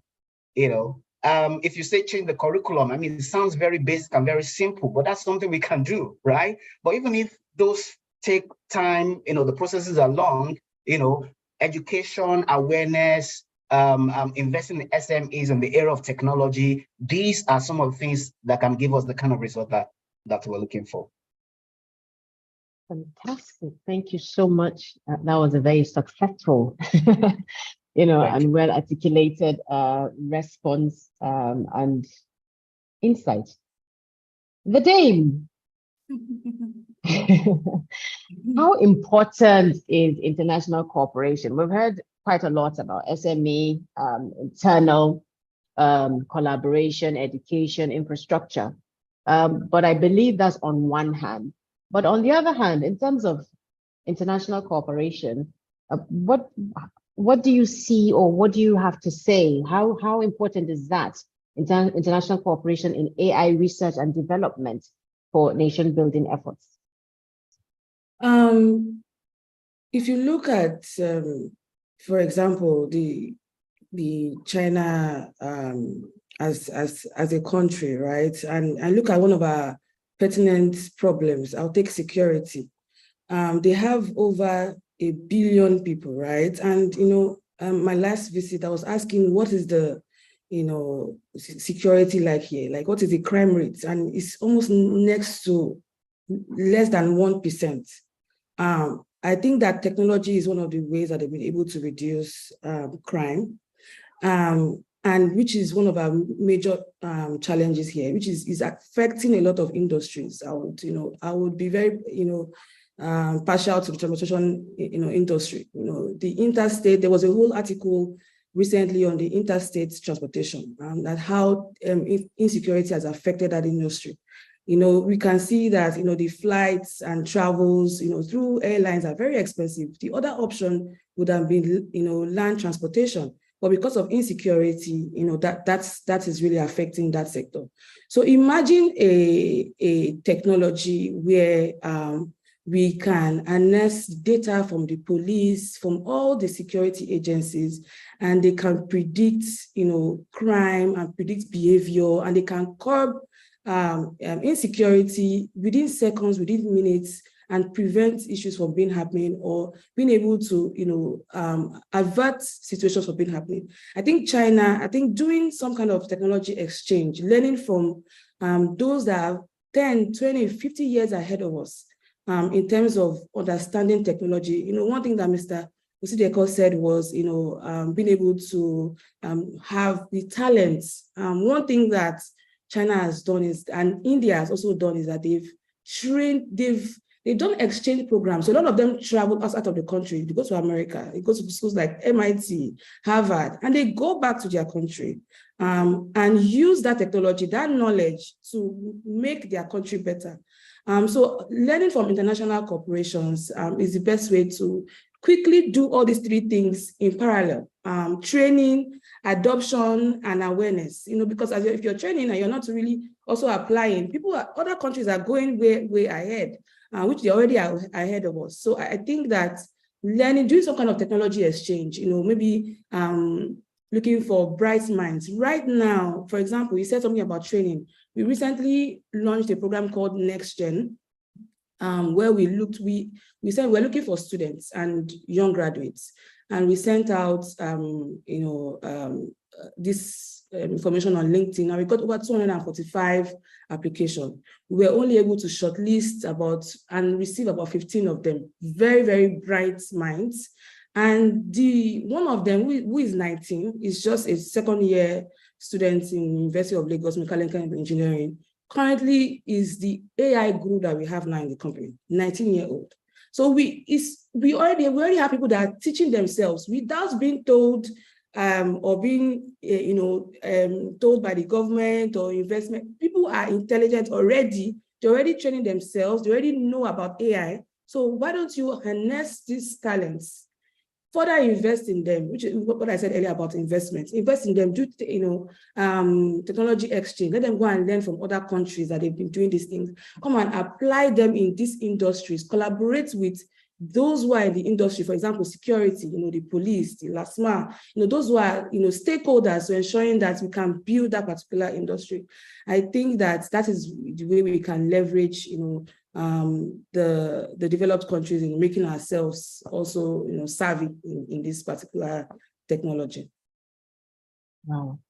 I like what you said about, again, drumming in knowledge, interest, passion. So with, this sort of example, this 19-year-old whiz kid that you mentioned, clearly this is passion, and, he's ready to just, go, now to encourage others that maybe, again, are either afraid or just feel this AI is just, it's for, certain kinds of people, how do you break that fear and get people to really relate with it in a way and manner that, look, it's just like water and garden. That's all. There's nothing to it. So how do we spread that? Yes, a lot has been said about what the government can do, but here we are, over 700 of us tuning in.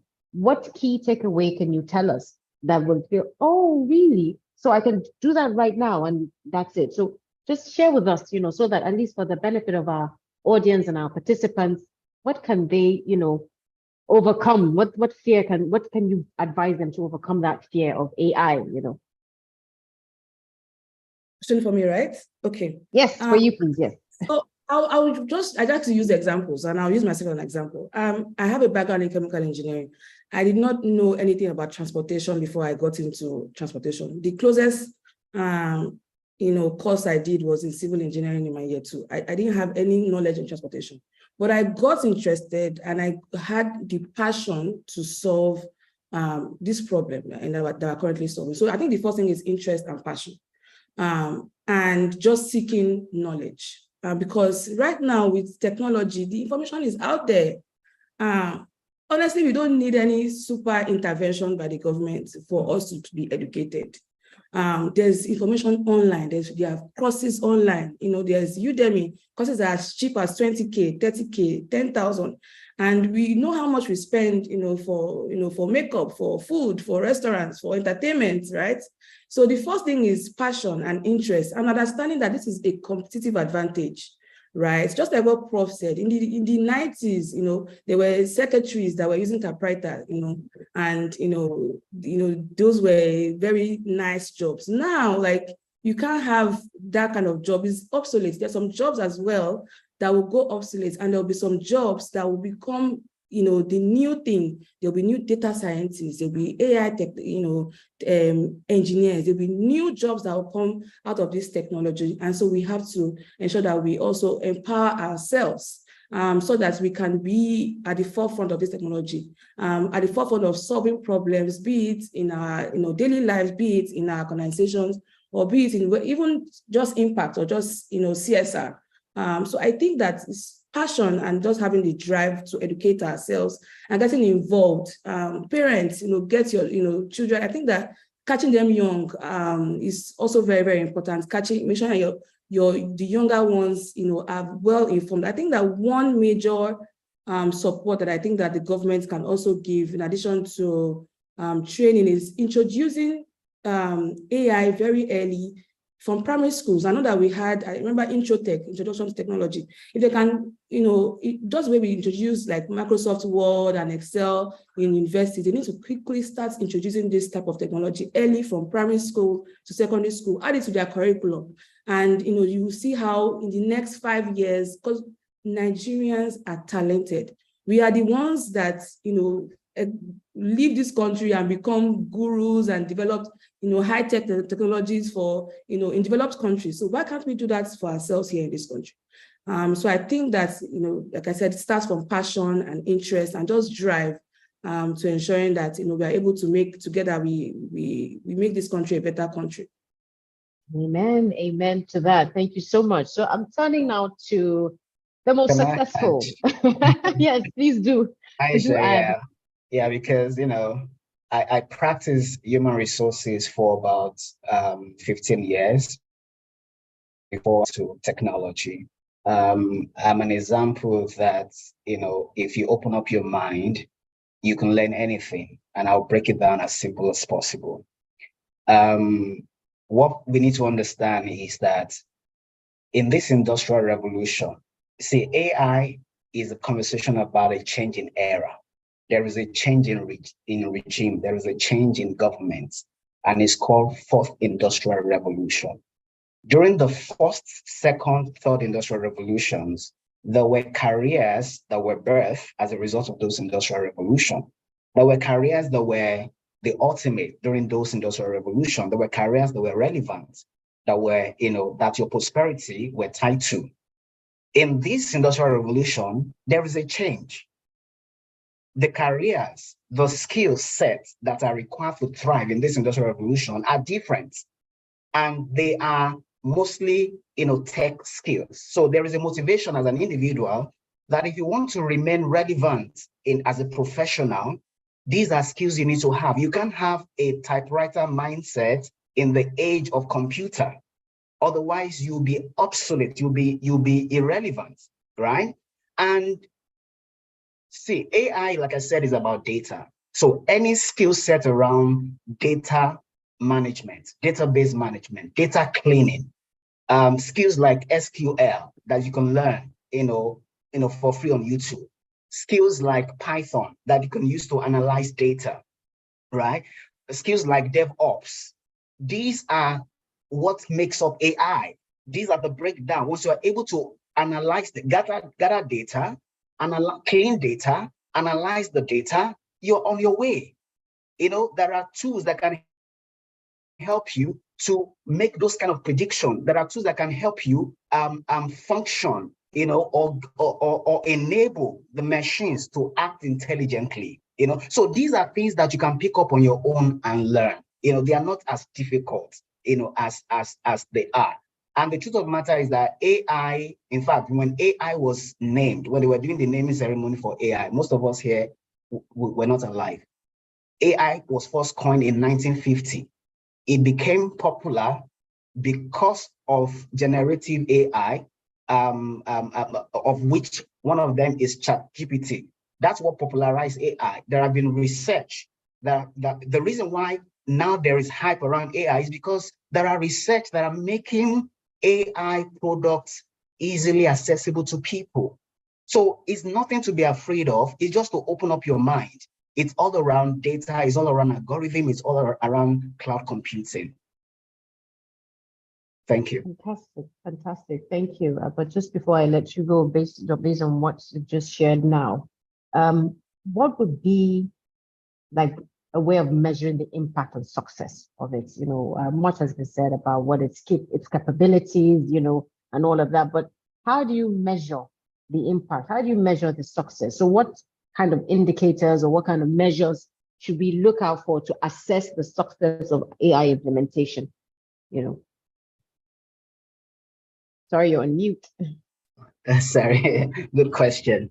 I think as a country, first of all, we need to set clear objectives of what do we want to do with this technology.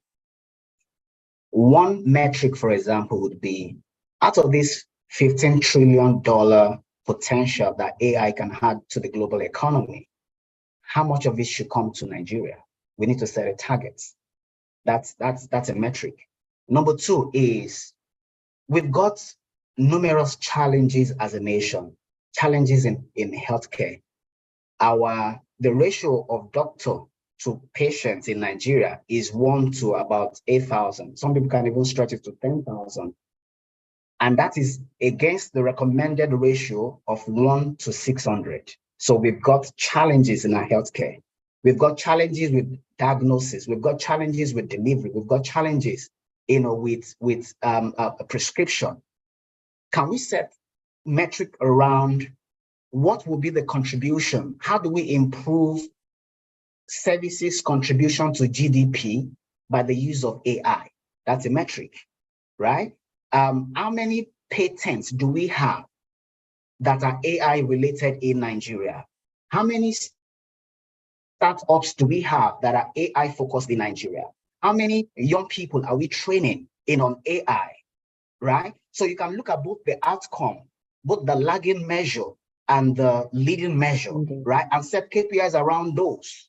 When the last one is from a positioning point of view as a country, can we set targets around our positioning when it comes to AI? Do we want to be number one in terms of talent? Do you want to be number two? Do you want to be number three? Right? These are targets and metrics that we can set at a national level, and then we can cascade, to every part of the economy and give, private sector the incentive to want to participate, so that in 5 years we can then measure it, and say, where are we on this AI journey, and then see how much of problems we have been able to solve, in terms of AI, what is the level of awareness, what is the level of adoption, and what is the level of, application within the country. So these are examples of metrics that we can set.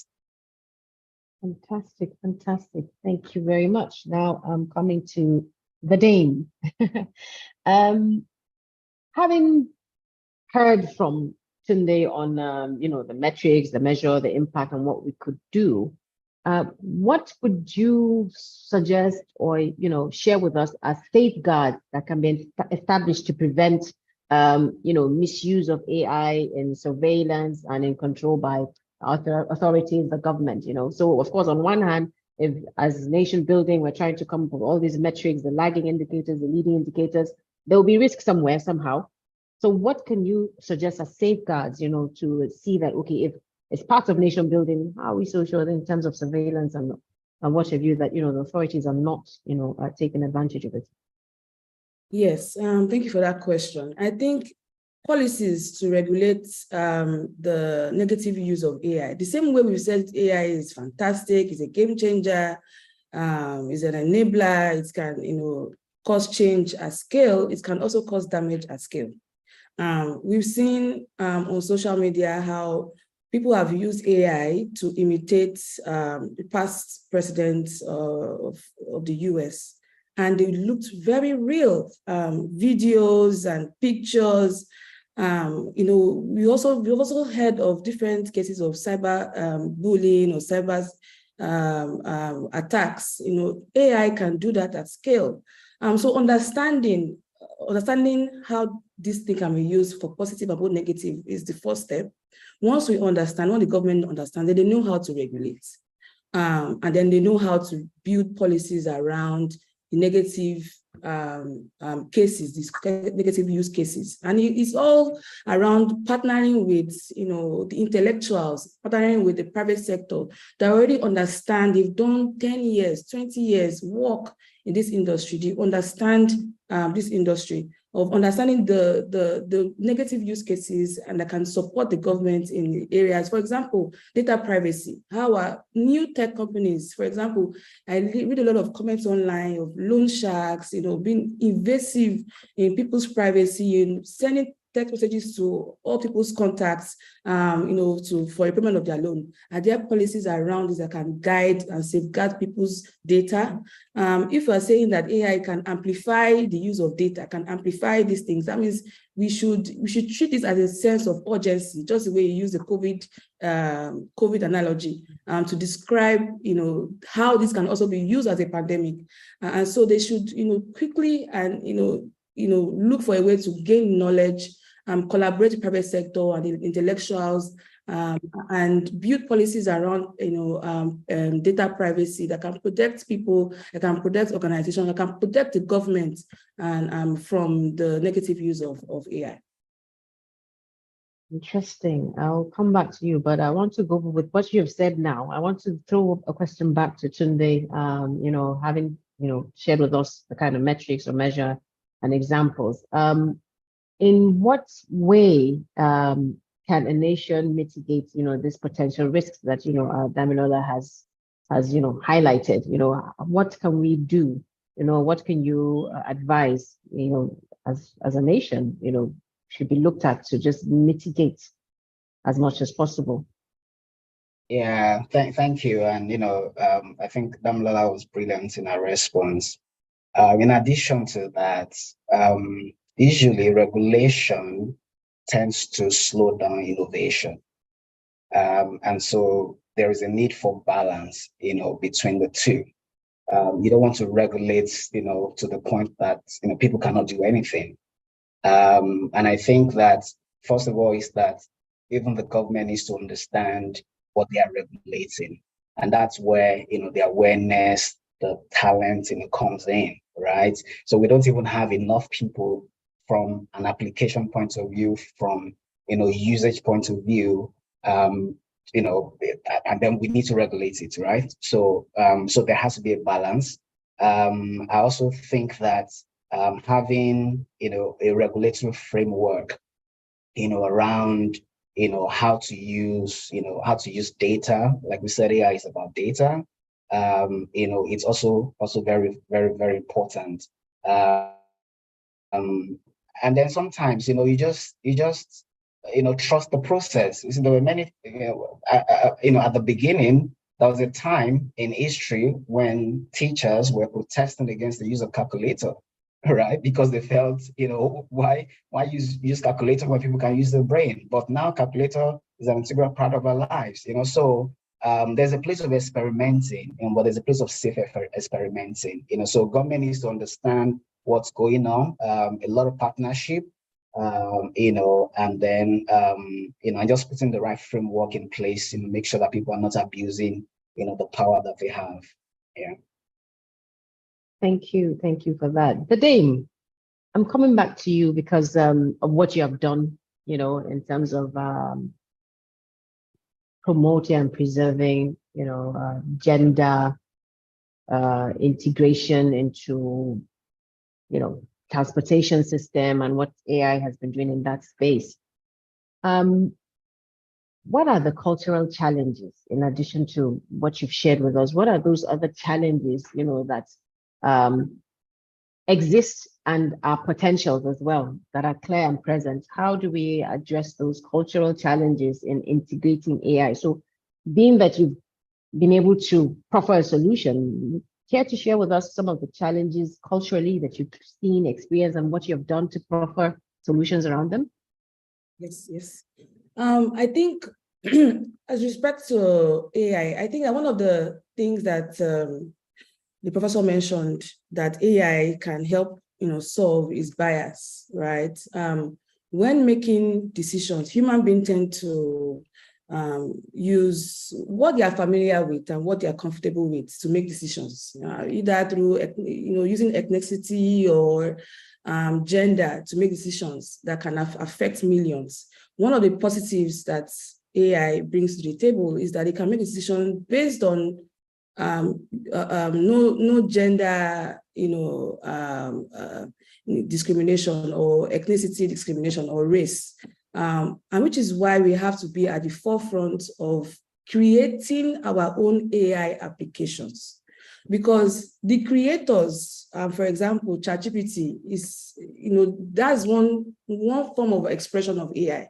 The creators of ChatGPT can influence the level of bias that ChatGPT has because of the data sets that ChatGPT has. So if ChatGPT doesn't have any data from Africa, and it has only information from America, Asia, that is the kind of information that it will spit out. For example, if you ask it, oh, how can I talk to my mother? It will not give the context of an African man, because an African man has not contributed to the creation of ChatGPT.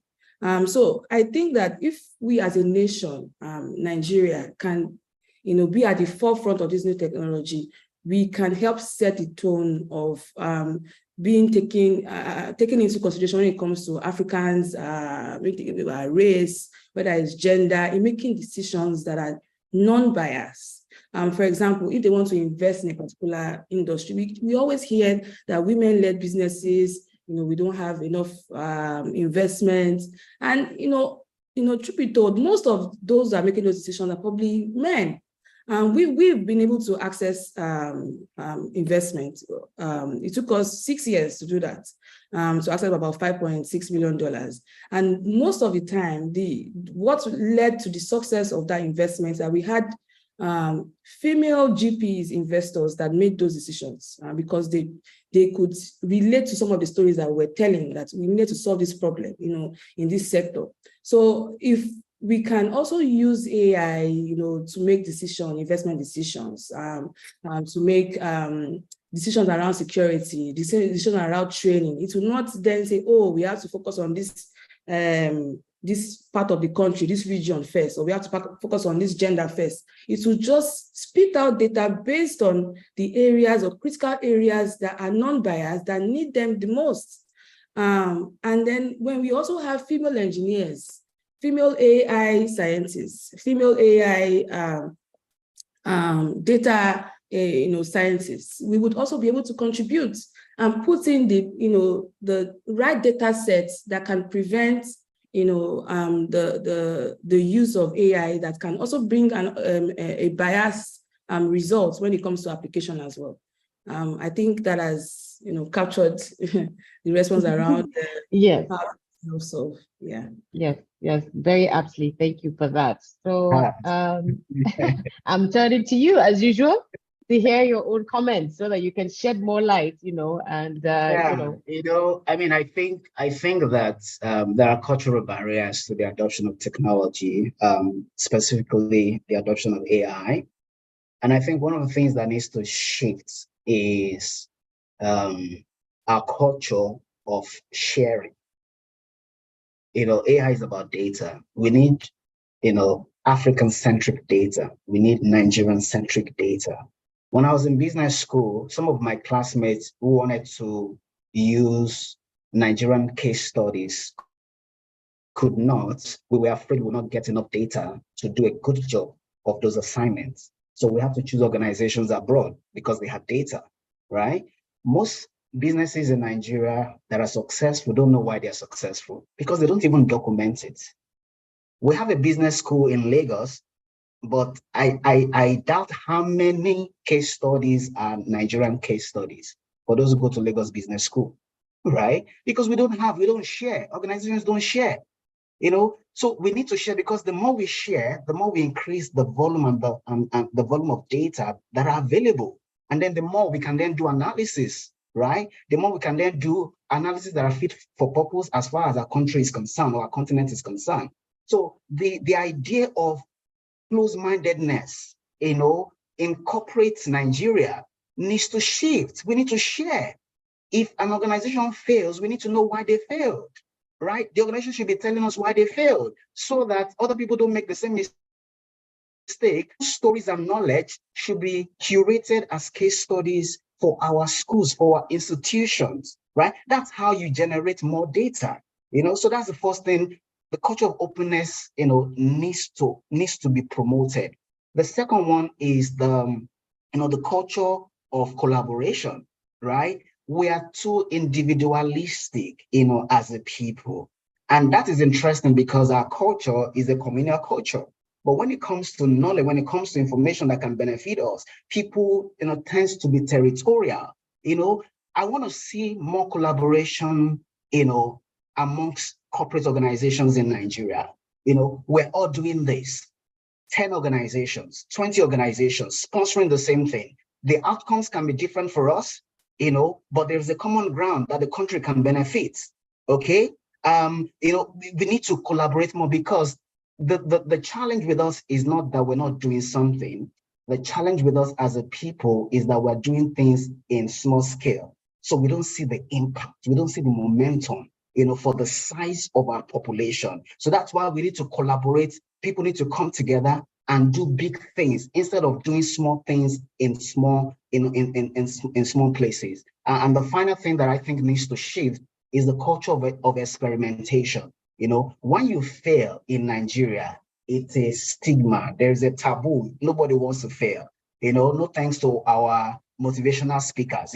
Everybody's goal is to succeed. Meanwhile, success is not the opposite of failure, right? We need to allow people experiment, try things out. That is how you innovate. That's how you invent new things.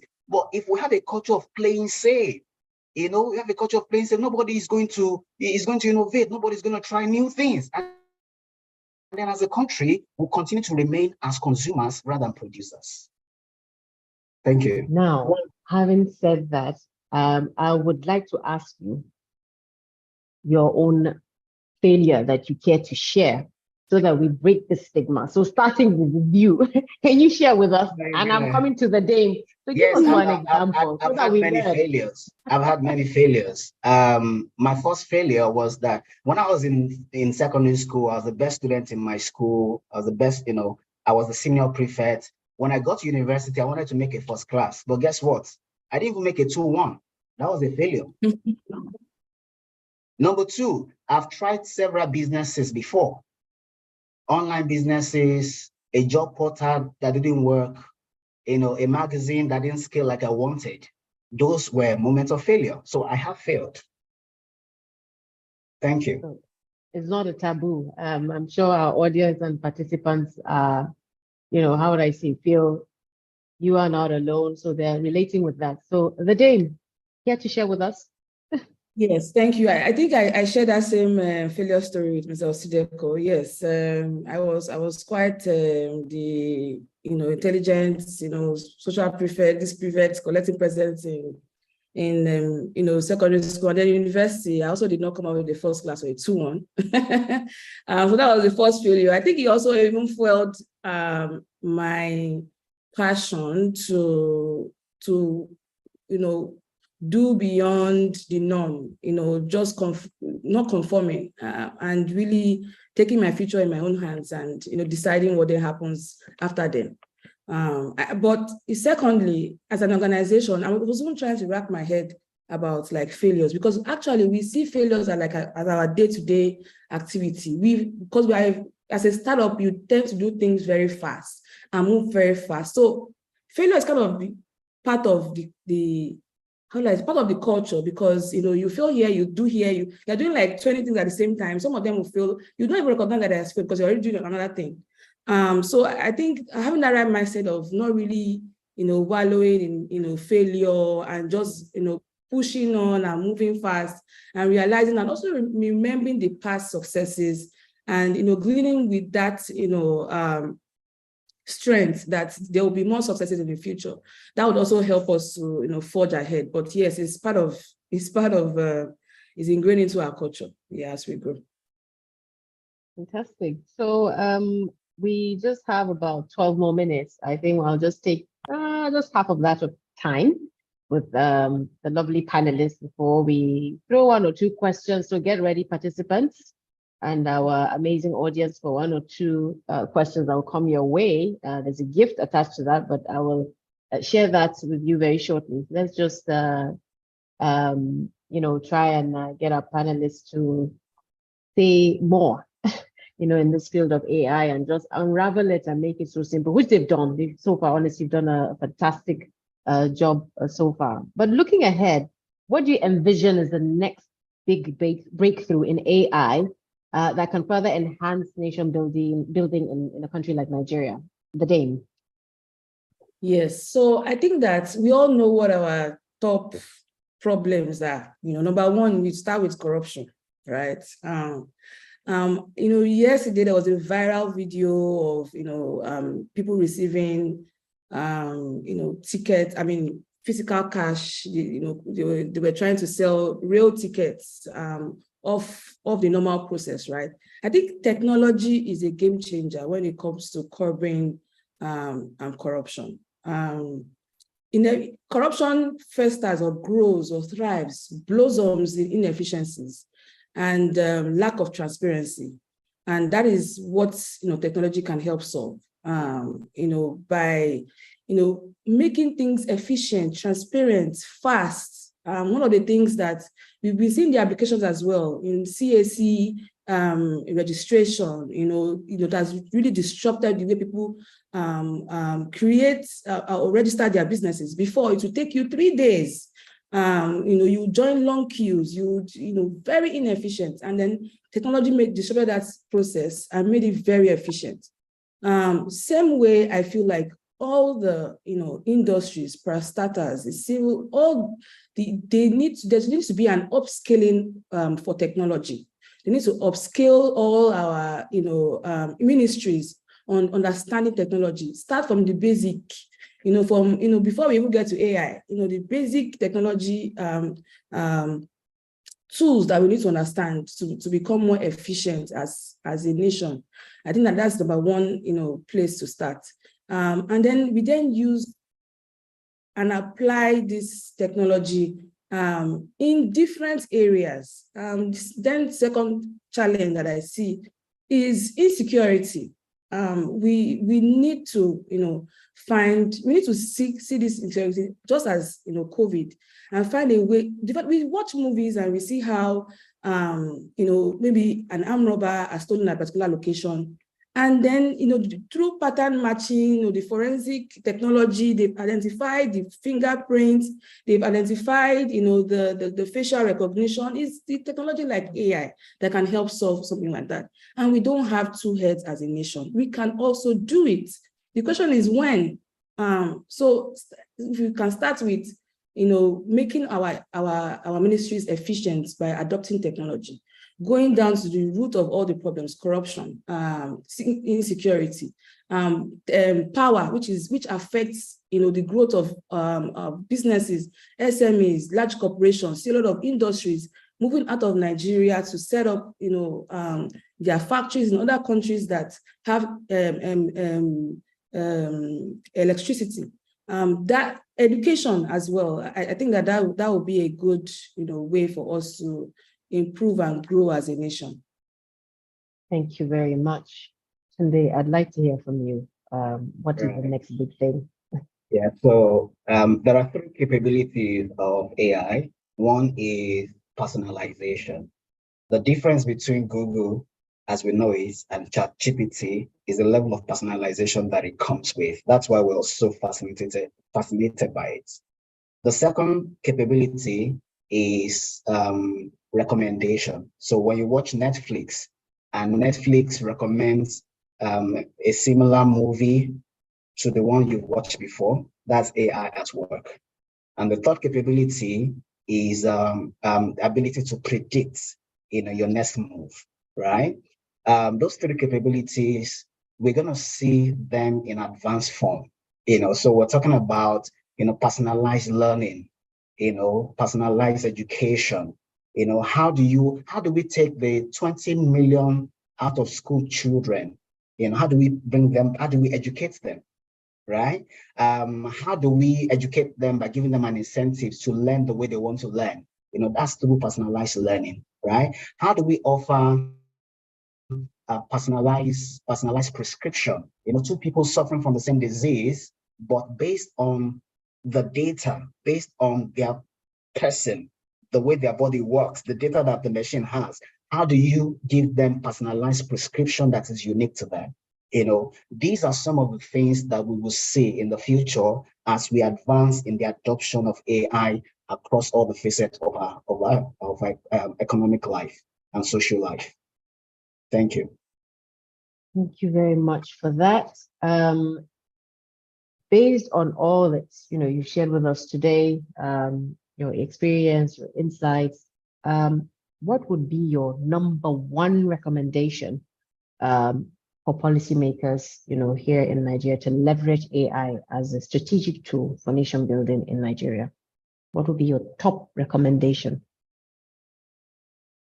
Okay, right, Tunde's gone off, but the dame is here and she'll be glad to answer that for us. Yeah, I think kind of mentioned it earlier in terms of regulation, right? Understanding it first, understanding what you want to regulate first. Is that around the question that you asked? No, with all that you shared with us and your insight, Yes. your experience, what is the top recommendation you're going to give to policymakers in Nigeria? One. Okay. I would say is to leverage the existing knowledge and technology that currently exists. Those who already, I would have said training, but no, because already people are already trained. People have invested in themselves. Organizations have the tools, they understand it already. So it's leveraging that existing knowledge by collaborating. And I think I mentioned earlier that investment is also important. I think that putting your money where your mouth is would also further. I know that we also like to say, okay, the private sector should share information. They should be collaborative. We should be very practical about what private sector, what they are going through in this country. They are, paying through their nose to survive, either through, because the electricity, there's not enough power, or, just so many, factors that is affecting the, growth of organizations. So, telling organizations to further invest or further share information that would be there for their own personal competitive advantage might be hard.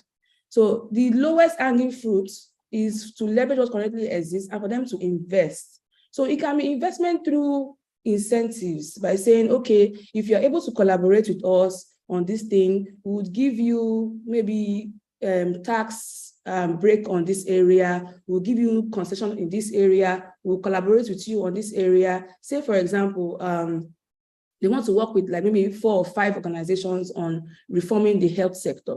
They should be able to also give them something in return. It's not, investment doesn't also come with just giving them or giving money, exchange of money. It can be exchange of value. So if there's no exchange of value, the private sector will not be incentivized to share information.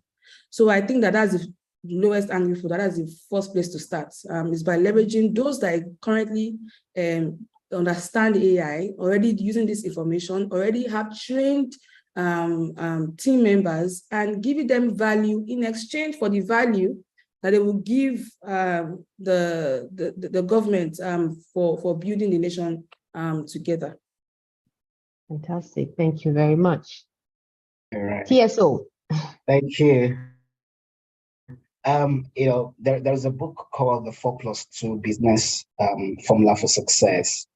And 4+2 simply talks about practices that successful organizations adopt that makes them to outwit the competition. And the first one is strategy, structure, execution, and culture. I think it also applies to a nation. We need to understand what's our strategy, what's our focus, what are we trying to get out of this hype, what are we trying to achieve, what's our focus, right? Not to be distracted. From a policy point of view, what's our strategy, what's our focus? From a structure point of view, how do we organize ourselves for success? And I think the point has been made that we do a lot of things, and people do all sorts of things in their little corner. But as a country, how do we organize all of this for maximum impact? And that's where structure comes in. What's the structure for delivering, the goals that we have outlined based on the strategy that we've chosen? The next one is culture, and then the last one is execution. How do we get things done, right? What are the discipline of execution that we must adopt, as a people? What I think policymakers should do is to ensure that their policy direction, the ethos of their policy, should be guiding these four, parameters. All right. They should make policy that support the strategy for AI. And I think there is something that the current minister is trying to do. They should make policy that supports, the execution of anything and everything AI. There should be policy that supports the kind of culture and the mindset that needs to shift. And, finally, they should support strategy, or they should make policy that supports, the organization of all of these activities, to help, our people, thrive and prosper. Thank you very much for your time. It's now just 12:19. We just have a minute or two for some questions for our, our audience and participants to answer. And it's just going to be quick. There's just going to be about 2 questions, on today's theme, so that we can just get the participants to answer those questions, and we'll pick a winner based on the fastest fingers. So we wonder if Mavis Beacon was able to be part of your life and you were able to type and learn how to, do that really fast. So yes, there'll be iVouchers worth 10,000 Naira, each courtesy of iMasters. So the fastest fingers to answer to the questions I'm about to drop in the chat box, will go away with these vouchers. So the fastest fingers. So let's be on the lookout on who will respond quickly. So I'll start with question 1. Let's start with that. We've heard so much about it. So think about it as a capture. So if you were not paying attention and you missed out, then you'll miss this. But if you've been truly attentive, you will get it. So I'm going to drop this right now. And I want the fastest fingers to respond to this. Get ready. At the count of 3, the question will be in your box. 1, 2, 3. I'll read it out for those of you that are yet to see it. Mention the 3 A's that can drive a successful implementation of AI as a strategic technological tool. Note, I will try again. 3 A's.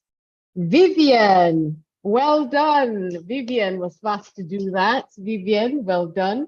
Okay, so we have Vivian. Vivian was first to respond. She got it aptly. Vivian Olasa. I'm so sorry. I will not attempt to massacre her name. I'll stick to Vivian. Okay, so Vivian, we have you here. Let me just quickly get your name and have it here.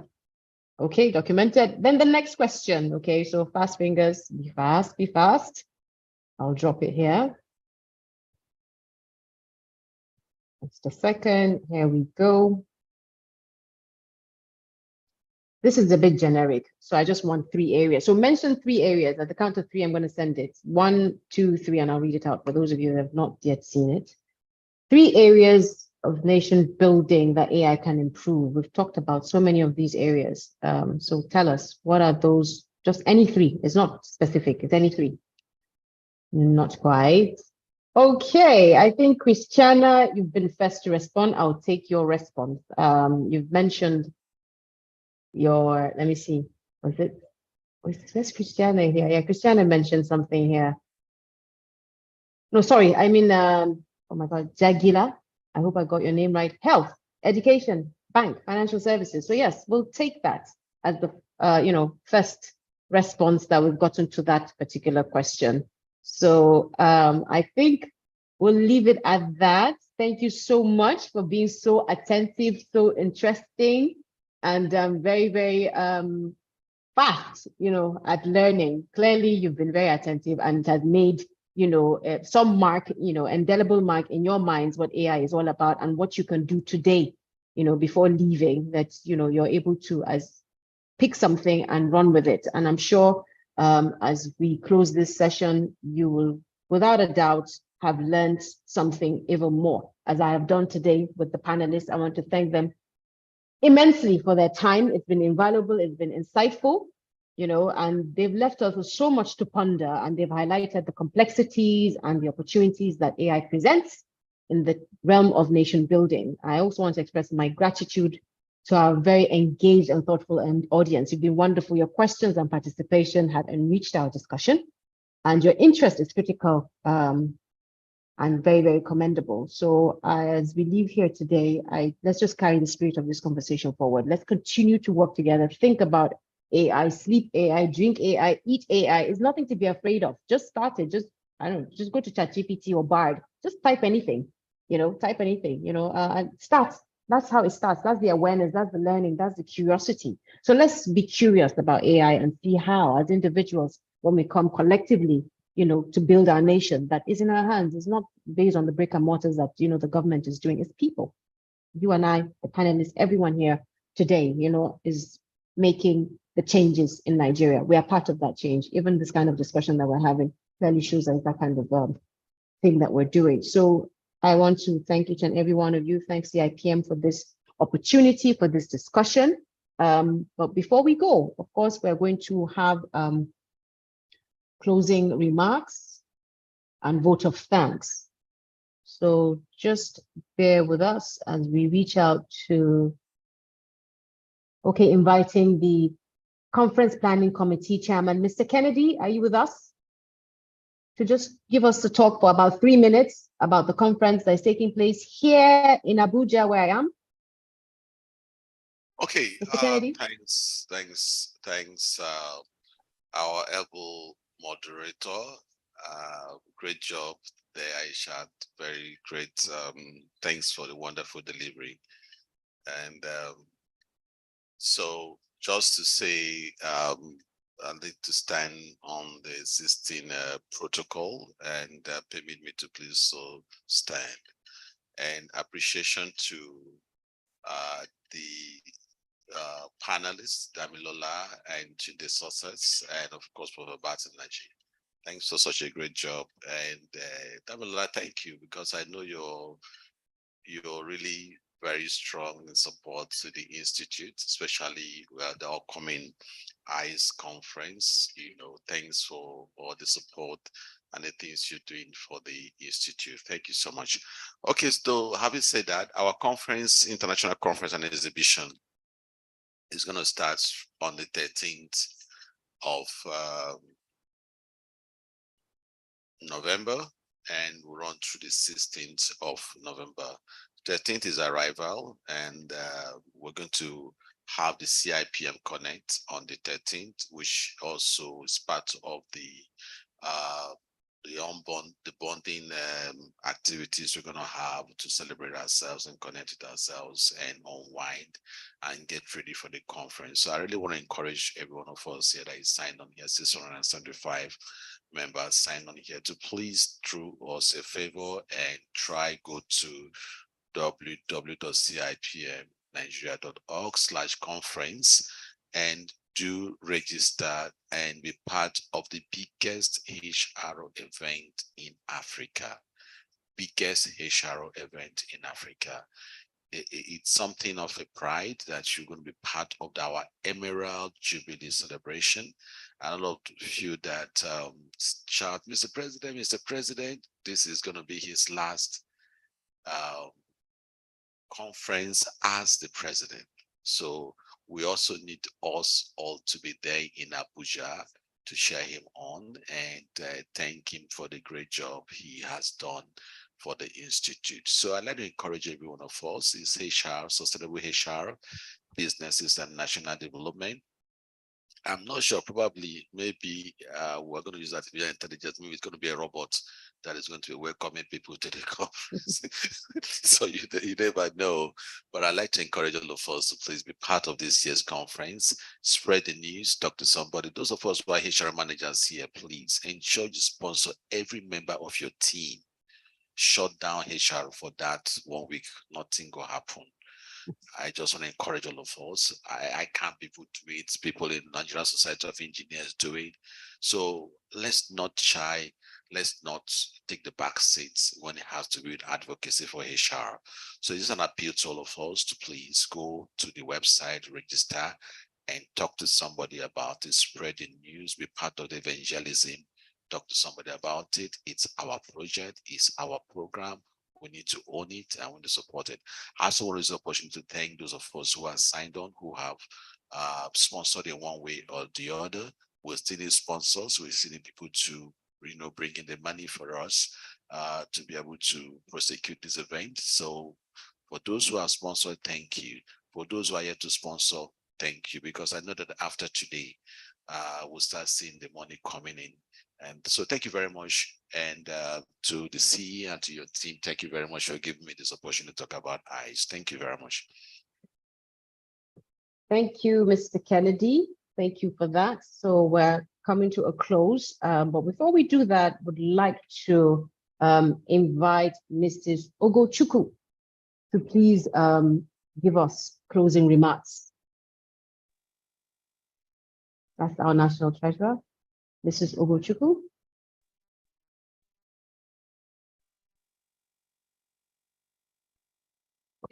Good afternoon. Good afternoon, everyone. Good afternoon. Afternoon. Good afternoon, my president. Please permit me to still be on the existing established protocol. Thank you so much, everyone. You know, today's lecture, I'm telling you, I'm sure every one of us, we are really satisfied with what we got this afternoon.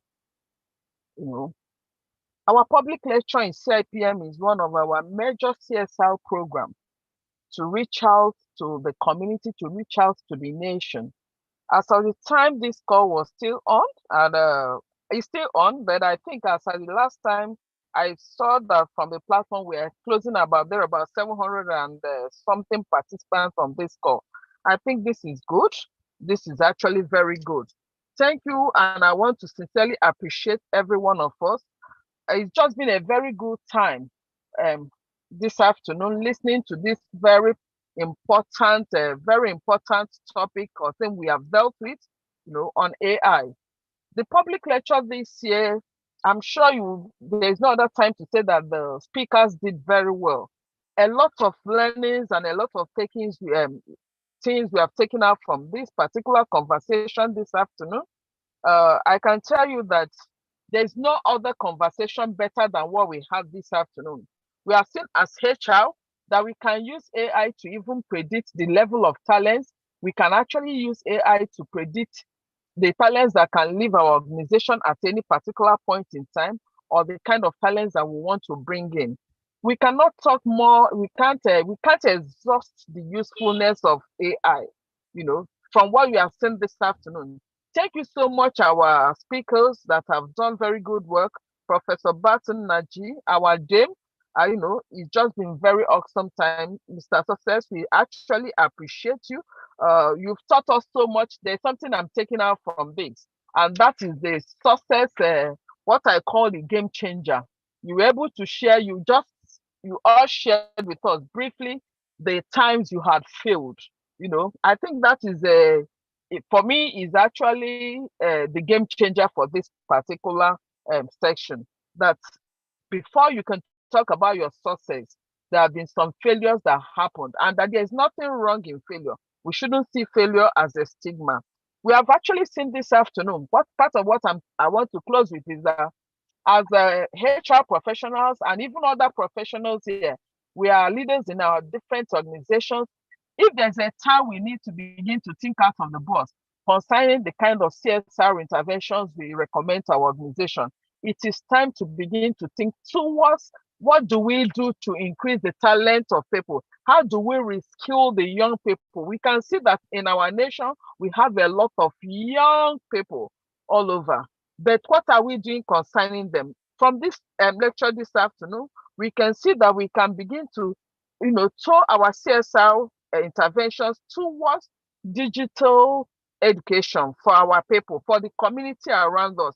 We can never get, you know, say that we have trained enough, because we can see that AI is even, we are going to have AI come for, is going to speak entering the fourth industrial revolution. And that tells you that we need to increase the number of people that have tech, that are tech savvy. There is need for us to do a lot of awareness and offer, you know, offer support and support to SMEs.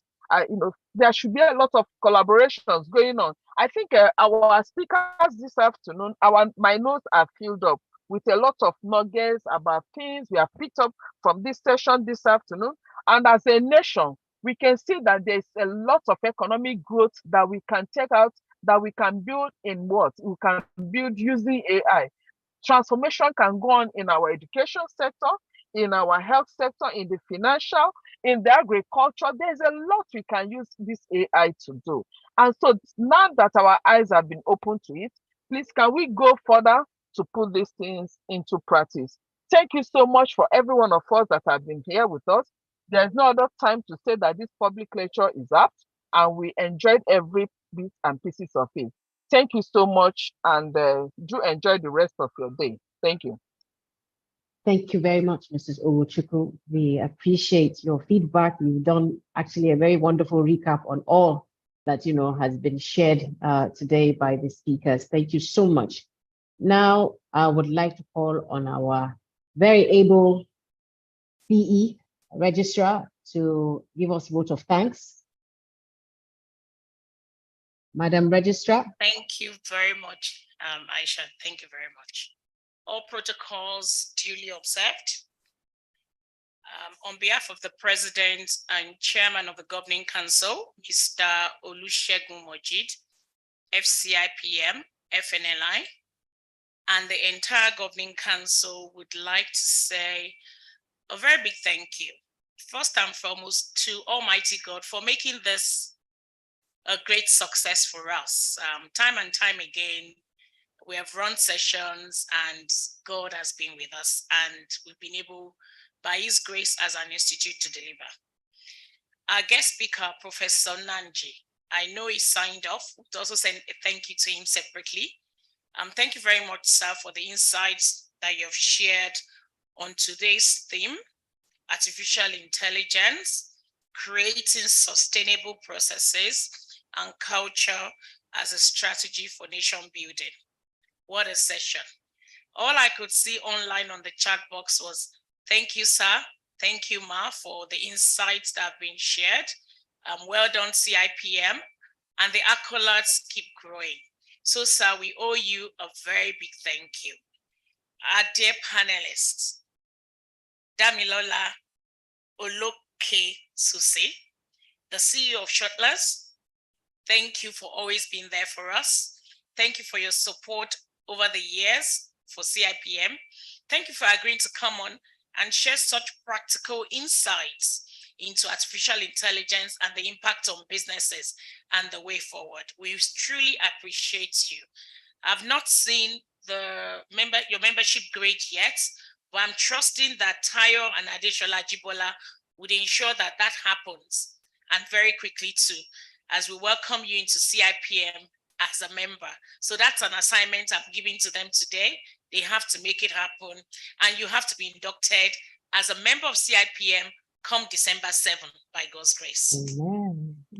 Mr. Tunde Success Oshideko, our own very one, founder, Edora Tech Limited, thank you.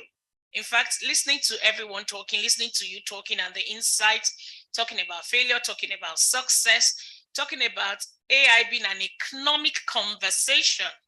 Wow, that is actually setting up our members and entire participants to go back and do the work. Transfer of learning to the workplace, to the businesses, and to every area of life. Thank you very much for all that you do for us as an institute and as our member. Thank you very much. To our moderator, Aisha Garuba, eloquent, distinguished, entertaining. You know how to steer conversations properly to ensure that we don't all fall asleep, although it was a very engaging session. And whenever we call on you, you are always there for us. We say thank you very much. Thank you. And I'm sure we're going to be calling on you more and more. We're not giving you much, so we're not saying much is deserved. We're just saying, please, when we call you, please answer us. Thank you very much. The Governing Council, led by our able President, Chairman and Governing Council, thank you for giving us this opportunity, supporting the IDC committee to deliver on this very successful, in my view, and I'm sure from what we've read online as well, annual public lecture in 2023. Thank you very much to IDC. Princess Olubusola Abidakun, MCIPM, that leads the Institutional Development Committee. Thank you so much for putting this together. Thank you for the steer. Thank you for utilizing the engine room, which is the headquarters, to deliver on this. Without your support, yours and that of your entire committee, that could not have been possible. So we're giving you a resounding round of applause as ever again for what you have done for the Institute. Thank you very much. The last but not the least, including my HQ staff, the participants. At the last count, we're at 751 participants. If we had put this together and you had not responded, who would we be talking to? Who would we be sharing thoughts with, if not yourselves? So I think you all deserve a resounding round of applause for yourselves for actually signing on, taking the time, taking your data to actually join us. We run a lot of events and you're not tired of us. We say thank you very much. I'm using this opportunity to say to those that are not yet our members, look at what CIPM does and what we're able to put together. Look at the quality of members that we have within the Institute.